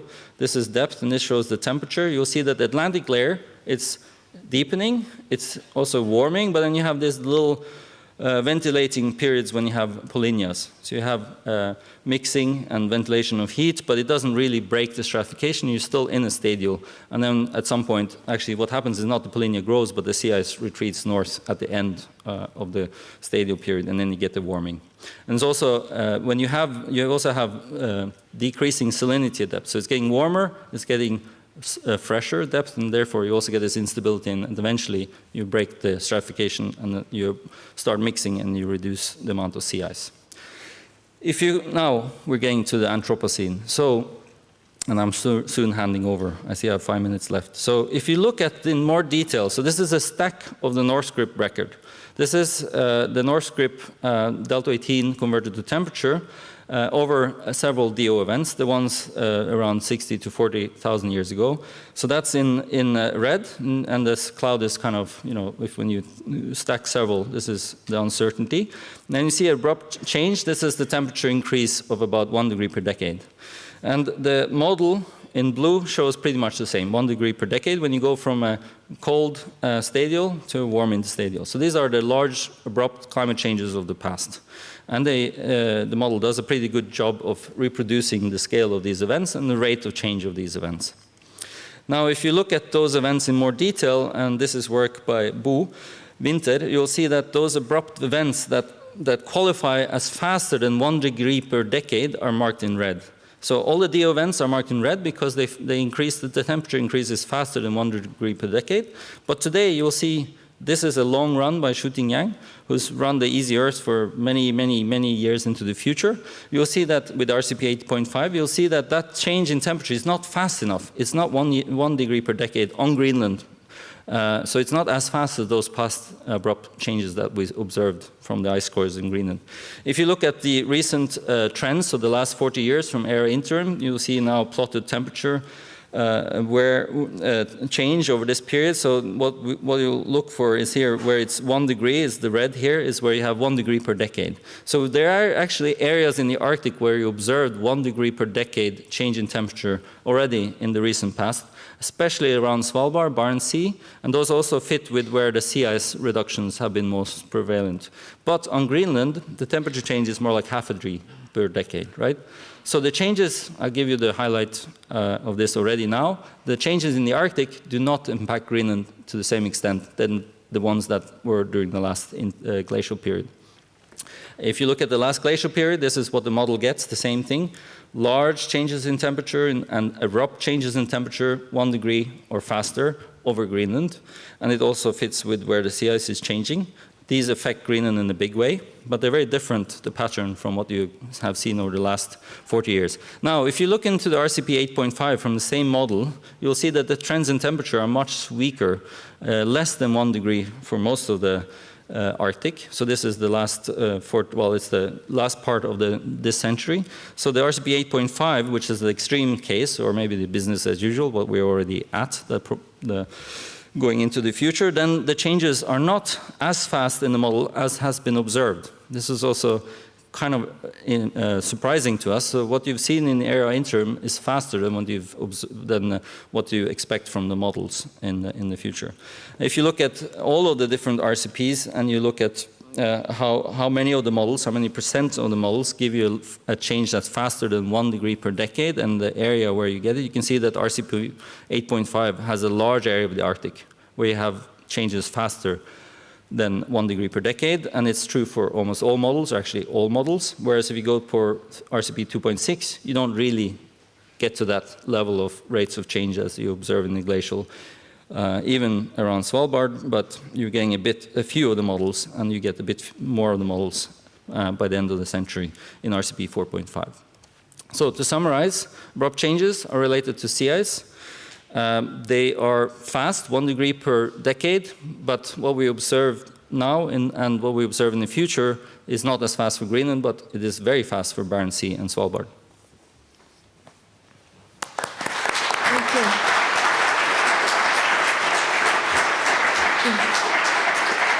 Questions?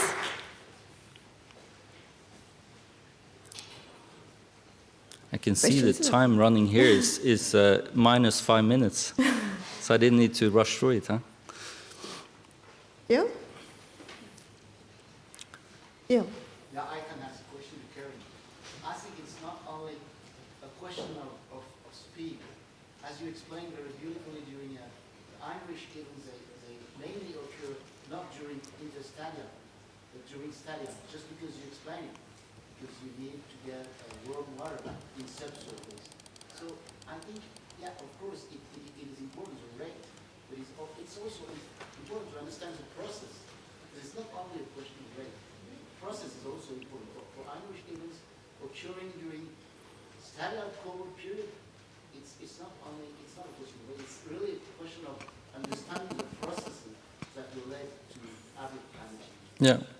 Yeah, thanks, Gilles. So I'll repeat since there's people also on the streaming. So Gilles was asking, it's not only the rate that's important, it's also the processes involved in these transitions, and especially, for example, these triggering of the big iceberg releases from the Laurentide, what processes are involved. And the same goes for the abrupt changes in sea ice, what processes are involved, and are they relevant for what's happening now and what's going to happen in the future. And this is what we're working on now. I think the processes are very relevant for what's happening now and what's going to happen in the future. It's the same physics, the same dynamics, the same models, and we need to be able to understand some of these big changes that we have observed where we have a lot of data, big changes in sea ice, big changes in the ice sheets, and big changes in CO2 and climate, and the physics and processes behind. I think we're getting close to at least understanding the interaction between sea ice and the underlying water column and stratification and the instabilities, and also getting close to, and I think Ricardo might tell us more about that, the processes of warm water impacting the ice shelves and the marine parts of the ice sheets. And then the big question, how does the rest of the ice sheet respond to those changes around the margins? I think maybe there's another question. Another question? So, go ahead. So, Thanks for the talk. And the first question I have is, you observed the underestimations of ETH Earth for the warming. Is it also true for all the CMIP 5 or CMIP 6 models? Yeah, that's a good question. So I showed the underestimation of, this one is easier. So that's the transient one. It's the longest run we have. It's many hundred years. So this is, I wouldn't say it's underestimating the changes, but it's showing less rapid changes. It's showing large change, but it's showing less rapid changes than the stadial into stadial transitions on Greenland. That's easier. What's shown here is this era interim. It shows already a large change, fast change. And then the model, this one, which is our own, the NURSM, doesn't show as large a change in temperature as observed. And that's a bit concerning for us, because what is the physics, or what are we not representing well enough in these models that don't give us the same rates of change in the Arctic as what's observed, especially in the Barents Sea and around Svalbard, where you have very large changes today, as was shown here in the era interim, now in the small subset, which are probably associated with the large changes in sea ice. They're not really reproduced in this particular model. I'm not sure I would say that it's true for all models, because we haven't carefully looked at all models, but if you look at least these RCP scenarios here, what you'll notice is that there is a large change. You do have a lot of models that give you a faster change than 1 degree per decade in large parts of the Arctic. But we haven't gone in and looked carefully at each individual model to see, okay, how well do they do compared to era interim. But that's something that would be good to do. I'm sure people are doing it. The other thing I would mention, that the processes relating to brine and sea ice and stability of sea ice and stratification in the Arctic are not really well resolved in these models. It's kind of still crude. It's a big open field that needs to be resolved in the coming years. Thanks. Thanks. So my second question is, as we're talking about tipping points in climate systems, we already know or expect that as the climate change or warms up, that a lot of tipping points in climate system have already been tipped or approaching the tipping point. And my question is, are our climate models still be useful when we already passed the tipping point, as that would be end up in a different state, and most of our models, or all, I would say, are based on the current climate? Oh, this is a beautiful question for a paleoclimate person, and it's hard to answer. But I think this is the issue, right? We're tuning our models to the present climate, which is what we have. We have 40 years of really good data. We have 100 years of so-so data. When you go into the past, we have a lot of data, but it's spanning a lot of periods, so it means a very, very coarse resolution and not very sparse in time. So. I don't know what to say. I think we won't be able to resolve the big thresholds that we expect in the future with the current generation of models, or we won't be confident to say that without testing them for some of these big thresholds in the past, like the DO events, like these older climates where you have big changes in Antarctica or Greenland, like going million years back, when you have very large CO2 and also very large CO2 changes. I don't see and I don't conceive that we'll be able to resolve what's coming without testing our models on these extreme cases, which are not really extreme anymore, right? We're not talking very, very much different CO2 levels than the present, and we're talking about very rapid changes that you saw in the era interim we already see in the Arctic. These are examples I think we need to pursue further. But thanks for the question. Okay, thank you. Thank you very much. So now let's move to the last speaker. Thank you, Paley.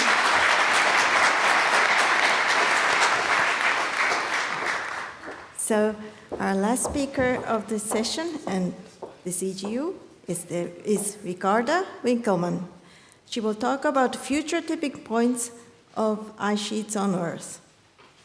Yeah, thank you very much. It's my great privilege to welcome you to the last talk of what I personally think was a very insightful and also inspiring EGU 2019. And we're now actually moving from the past towards the future, and I invite you to think with me about ice sheet dynamics and potential tipping points for Greenland as well as Antarctica. This is based on work with many collaborators around the world, so let me take a moment to thank all of them. You will see their names coming up on the slides.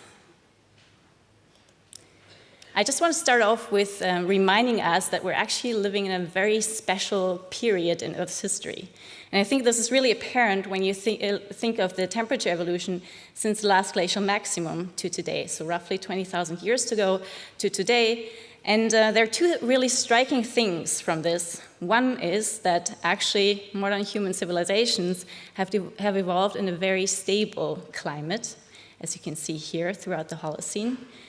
And the second thing is the difference between an ice age and an interglacial, that's roughly 3 to 4 degrees. And what we're currently doing and what we're facing are these 3 to 4 degrees or even more, but in a much, much shorter time scale. So these are much more rapid changes that are projected for the different IPCC climate scenarios here, ranging from the RCP 2.6, which is staying below the 2 degrees put forward in the Paris Agreement, up to the RCP 8.5, which is sort of a business as usual scenario. So keeping these things in mind, I really think it's safe to say that humans are a geological force and that we've safely moved into the Anthropocene. At present, there are 2 ice sheets on Earth, as you all know, on Greenland and Antarctica.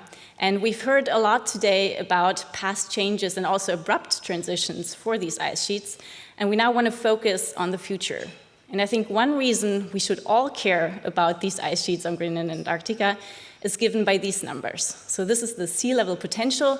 That means if you were to melt down Greenland completely and distribute that meltwater over the global ocean, then sea level would rise on average by 7 meters. And for Antarctica, it's even more than that. Antarctica is the largest freshwater reservoir on Earth and holds enough ice to raise global sea level by more than 55 meters. So I think this really is reason to think about the future evolution of the ice sheets. Now, ice sheets are often sort of considered as some eternal ice, but we've already seen that that's certainly not true in the past, and it's also not true at present or in the future. In fact, ice is constantly under movement, it's constantly flowing from the interior of the ice sheets, where velocities are close to zero near the ice divides, towards the ice shelves through ice streams, where velocities can be up to several kilometers per year.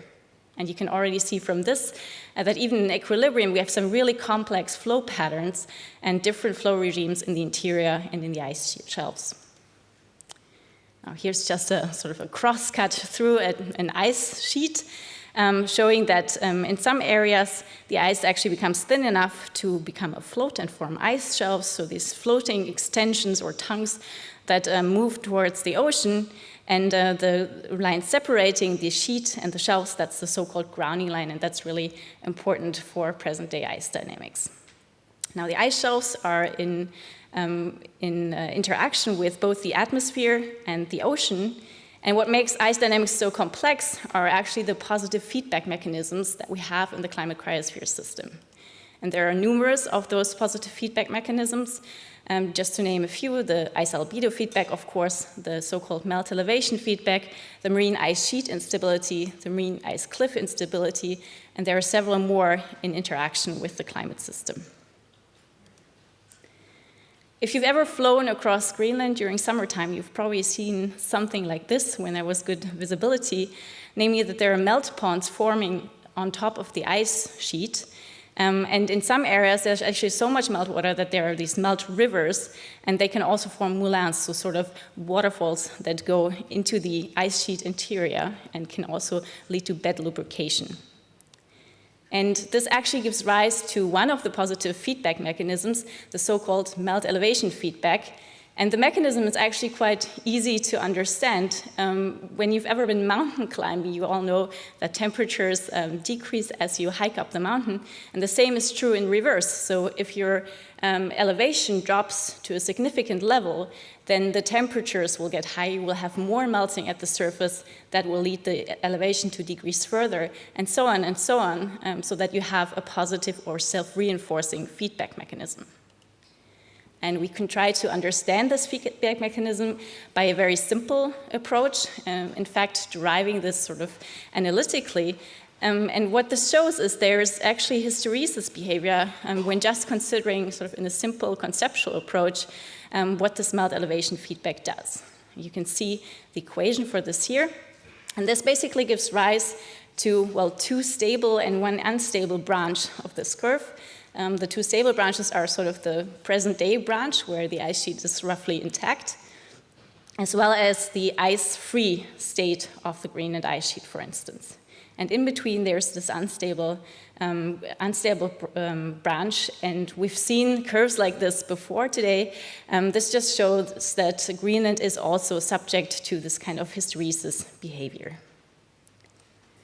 And what's important now is to figure out, well, where is this critical threshold, where is this critical temperature that once it's crossed, the ice sheet will actually, just through its own dynamics, will melt down and actually decrease in size. Now, we can also look at this, of course, with numerical models, and in reality, things are far more complex than in this simple conceptual approach I just showed you. So these are results from the model Psychopolis, and they show that there is indeed this critical threshold behavior, basically with a temperature increase somewhere between 0.8 and 3.2 degrees of warming, you get this steep increase in sea level response or an ice volume loss towards an ice-free Greenland. And this is what it looks like in a simulation. This is by Alex Robinson and colleagues, basically showing that once the threshold is crossed, then just through the melt elevation feedback and the ice dynamics, you will basically lose most of Greenland's ice. Now, this, of course, doesn't happen overnight, but over really long time scales. But it's important to think about this in terms of a commitment. The situation is slightly different in Antarctica, where most of the ice sheet is actually surrounded by these floating ice shelves. So more than 70% of Antarctica's coastline at present is surrounded by ice shelves. On the other hand, we have very little surface melting at present in Antarctica compared to Greenland, because it's just a lot colder. But these ice shelves, even though they do not contribute to sea level rise directly, they give rise to dynamics that lead to indirect contributions to sea level rise. And you can see that at present, especially in the Amundsen region here, there's a lot of ice loss. In fact, over the past 5 years, the Antarctic mass loss has tripled from 0.2 millimeters per year in 2012 to roughly 0.6 millimeters per year in 2017. And this coincides with also much warmer ocean temperatures around the Amundsen and Bellingshausen Sea. As you can see here, the temperatures around that region are roughly 2 degrees warmer than, for instance, here in the Weddell Sea.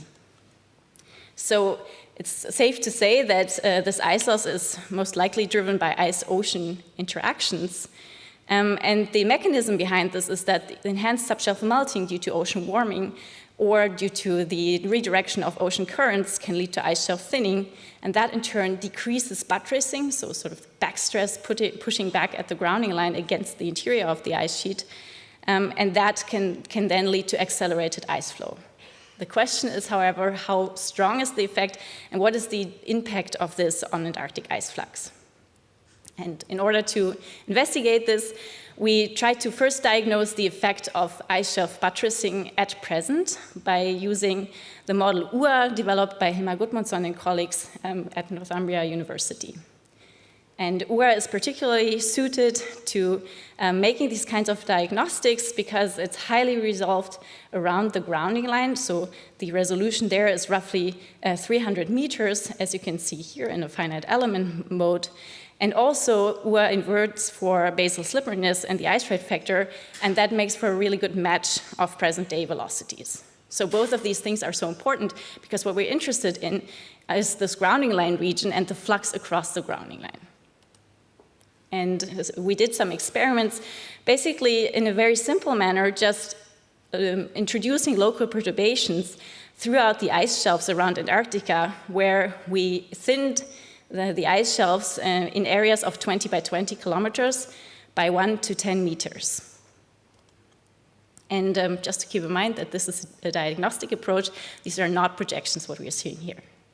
But as you can see, for such a perturbation as here, for instance, for the Pine Island Glacier, which is flowing here from the ice sheet into the shelf towards the ocean, you can see that there are immediate speed changes due to this thinning perturbation. And these actually reach up even into the interior of the ice sheet, so far beyond just the shelf area. And we've tried to quantify this response of the grounded flow by basically introducing the buttressing flux response number that you can see here. So this is a flux anomaly across all grounding lines of Antarctica divided by the perturbation that we introduced. And using this approach, we can then see that the thinning in Antarctic ice shelves actually has a really far-reaching effect. First of all, in distance. So this is what you see here, where we introduced this melt perturbation or thinning perturbation close to Ross Island. And you can see that the changes in velocities actually reach almost instantaneously across the entire ice shelf and also across flow lines here to Binnenschadler ice stream. So these are really changes that surprised us, that they reached all the way back here to Binnenschadler ice stream. So that's roughly 900 kilometers away. We can also look at the effect in terms of strength. So these also have really far-reaching consequences on the ice flux all over. And as you can see here, the pattern that is introduced by these thinning perturbations is very complex. So first of all, we have what is expected basically is that we have a strong response when we thin close to the grounding lines, as for instance here, and you can see in these red color shadings that that is indeed the case. But there are also some regions that are basically passive, so there's very little response, for instance, close to the ice shelf edges, but also in some areas close to the grounding line, as for instance here. And then there are some areas where there are even changes that are larger than 100%. And what this means is that through this thinning perturbation, there is already more flux introduced across the grounding line that is larger than the perturbation itself. So there are some areas, for instance, in the Amundsen region, where this is the case. And we can then use this approach to basically diagnose ice shelf hotspots. So where does ocean warming or where do changes in the ocean circulations matter most? And our criteria for this are, first of all, that there is a strong acceleration of grounded ice flux in those regions, then that the acceleration reaches far inland, and the third condition is, of course, that the warm ocean water actually needs to be able to reach those regions, so that there needs to be some kind of oceanic gateway.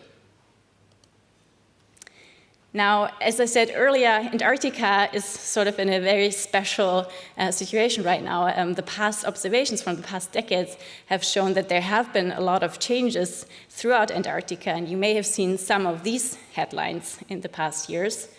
And they go back to these observations here from the Amundsen region in West Antarctica. So what you can see here is that the glaciers in the Amundsen region have actually accelerated throughout the past decades. Everything that's red here is faster ice. And at the same time, with the velocity increase, you can also see that the glaciers have retreated further inland. And here you see the elevation changes, and everything that's getting this brownish color means that there has been a retreat of these glaciers further towards the inland. And why this is of concern is because this also gives rise to another possible instability mechanism, the so-called marine ice sheet instability.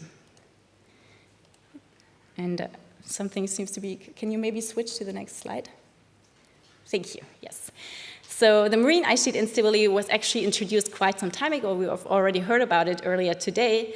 And it's often the case when you have a cross-section such as this one here from West Antarctica.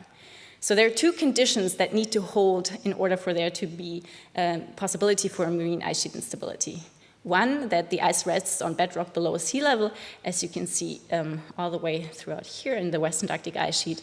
And the second condition is that the bedrock is actually retrograde, so that it's sloping towards the inland direction.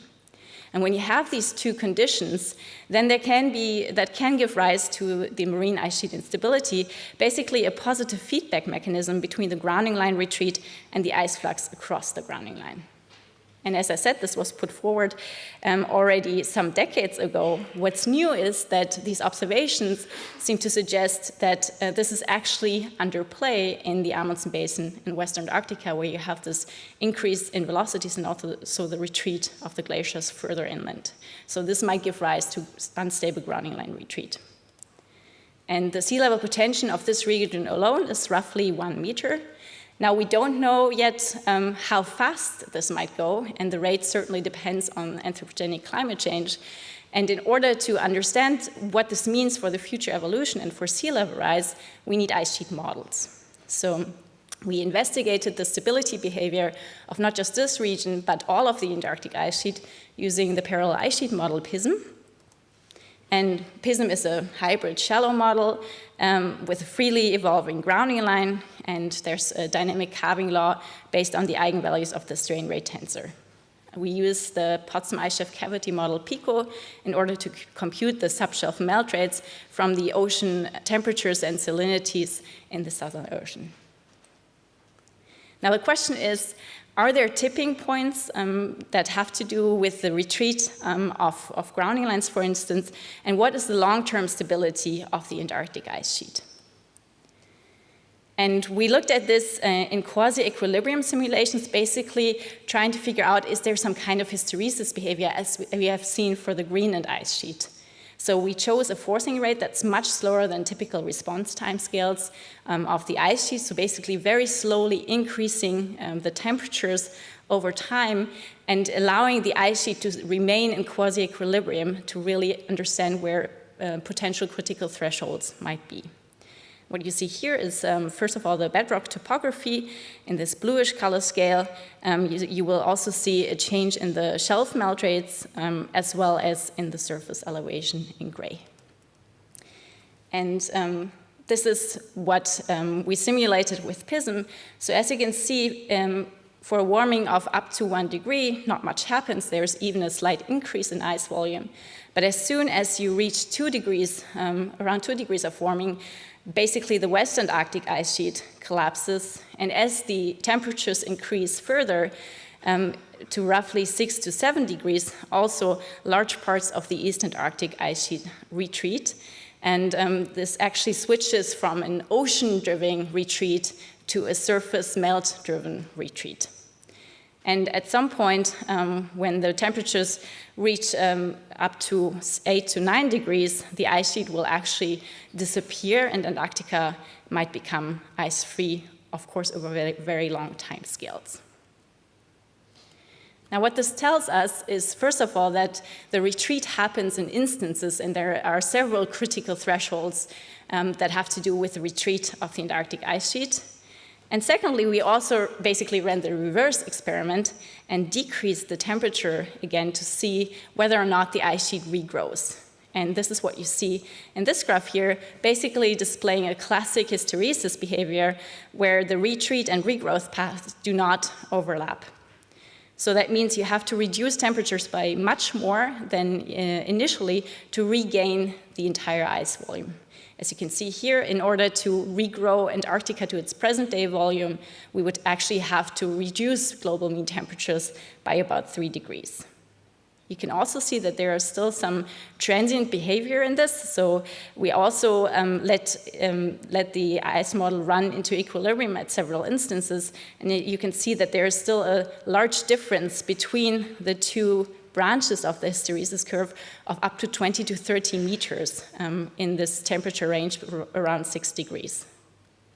So clearly Antarctica displays hysteresis behavior, and clearly there's irreversible ice loss from the Antarctic ice sheet. Now the question is, of course, not what global sea level might look like, but rather what regional changes this might introduce. And here we've looked at the sea level commitment for a scenario of 1,280 gigatons of carbon emissions, and that is still compliant with the Paris Agreement, so this still stays roughly below 2 degrees. And what you see here in purple are all the areas that are submerged below sea level, which are currently not, but might be in the far future, where at least 50 million people live on this land today. You can see that large metropoles are subject to sea level rise throughout the world, especially the area in Bangladesh, as well as coastlines along the United States and many other places. Here we really just show the places that are heavily populated. So this is basically our legacy. This is the sea level commitment, meaning we have to start thinking about sea level rise, not in terms of what is happening until 2100, but rather what we are committing ourselves to through the changes introduced by emissions in the next decades, which actually change the face of the planet as we know it for centuries to millennia. So I would argue that clearly the ice sheets are two prime candidates of tipping elements in the climate system, where really a small change in the boundary conditions can introduce a large qualitative change, in this case ice sheet decay, in that same system.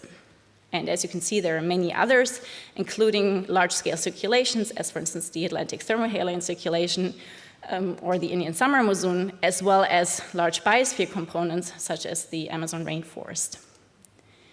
And here we've put together all the knowledge that we have about tipping thresholds for these different subsystems from the literature. And what you see is that there are several tipping elements that are already at risk of transgressing their respective threshold within the Paris range of 1.5 to 2 degrees of warming. And among them are the West Antarctic ice sheet, the Greenland ice sheet, but also, for instance, the coral reefs. For the coral reefs, in fact, 2 degrees might already be too much. So to finish, I just want to introduce this graph, basically showing that we need to think of the trajectories of the Earth system in the Anthropocene in a different way than we've done in the past. So here you can see basically the potential stability landscape of the entire Earth system. And as you know, we've gone, and we've seen this earlier today, we've gone through several glacial interglacial limit cycles in the past. And then we've had this really stable climate conditions throughout the Holocene. And now the question is in which direction we keep moving. So for instance, through the interaction of tipping elements, there might be the possibility that we move towards a so-called hothouse Earth state. This would mean a state of the Earth system that's very different from what has ever been experienced in the past. So a really much warmer Earth system, but also one where basically these critical thresholds are passed and interfere in such a way that we could move towards a hothouse Earth state. Or the other possibility is that we move towards a stabilized Earth system. So that's the notion that through Earth system stewardship, we might actually be able to prevent some of these tipping behaviors and also remain in the Holocene-like climate conditions.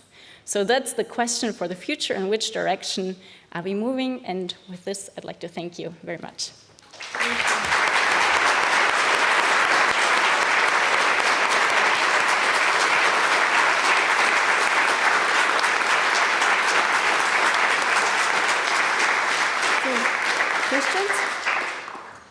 Questions? Okay.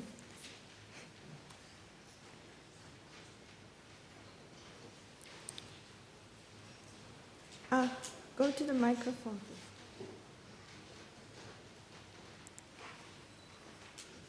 Thanks very much for this really excellent, informative presentation. I'm a journalist, Rich Blaustein.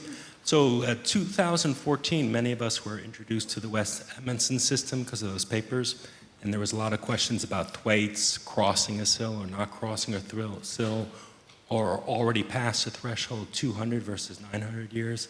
So where are we with that? Yeah, so the question is about basically the fate of the Amundsen Sea and what's going on with that.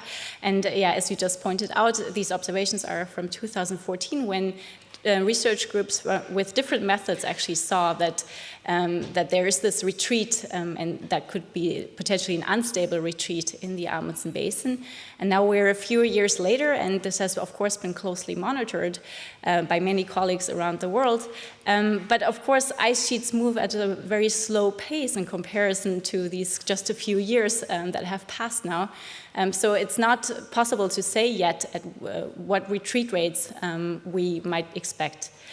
What we can say is that this will heavily depend on how much more greenhouse gas emissions there will be, how much more global warming there is to be expected, because of course all of these processes that I've just shown will interfere and will actually determine how fast such a retreat might happen. There's this idea around that you could maybe stop this warm water from reaching the ice by building dams or something. What is your position towards this? Yeah, thank you very much. Great question. So there's an idea basically to, if it's possible to hinder the unstable retreat of grounding lines by introducing dams or walls in the ocean. It's not clear yet how that would work and what the potential other effects of this might be. In principle, the idea is basically a mechanical or an engineering idea where you would actually stop the marine ice sheet instability by introducing additional pinning points underneath the ice shelves, which would then sort of slow down the flow from the inland ice towards the ocean and into the ice shelves. And of course, this is a beautiful theoretical principle. In practice, most likely, it's probably difficult to build such dams underneath the ice shelves. And also, there might be other effects that would interfere with this. So there's more research needed to really assess what the potential of such an idea is. Other questions?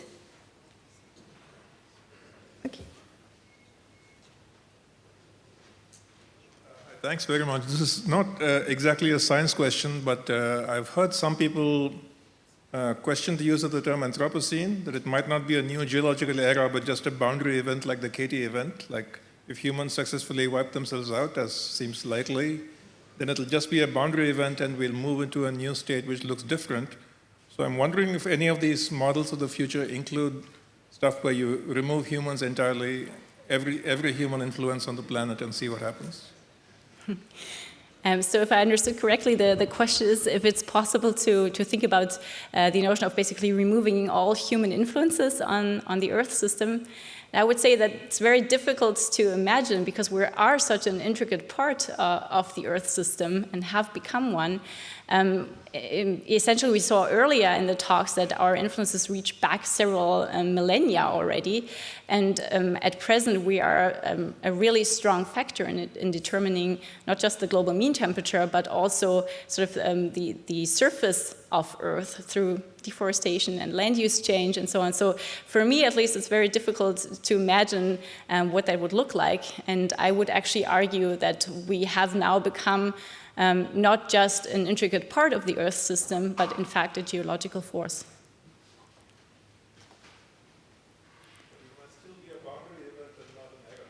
Yeah, so that's the other question, right? Thank you. Whether this is not a new era that's being introduced, but rather a boundary event. And I think there's more research needed on that, especially looking back at this figure here. We really don't know what the stability landscape of Earth looks like and what future trajectories there might exist. So you can imagine very different stability landscapes in which we're evolving, and I think this really calls for interdisciplinary research to figure out what this looks like in reality. Other great, one more, yeah. Thank you for the talk. You said for the Greenland case that the timescale between the transient melting and the committed melting is something like a couple thousand years. Did you talk about that kind of, what is the timescale difference for Antarctica? Is it similar? Is it this kind of threshold event you simulated after, just a bit after 2 degrees? Was that a transient event, or was that also a sort of a timescale of commitment? Yeah, so that's a really important question about the timescales. Yeah, as you said, timescales for ice sheets in general are, of course, much longer than we typically think about. So centuries to millennia, that's when we expect these changes to really play out in full. But as I mentioned earlier, I think it's also important to keep in mind not to just look at the timescales and, for instance, the rates of sea level rise that we might expect, but also to really think of especially sea level rise in terms of sea level commitment, because it really, the sea level rise that we will observe in the future over centuries and millennia, that's really triggered now and in the next decades. So I think it's important to also keep that notion of sea level commitment in mind. So thank you very much. I think we will now conclude this session. Thank you.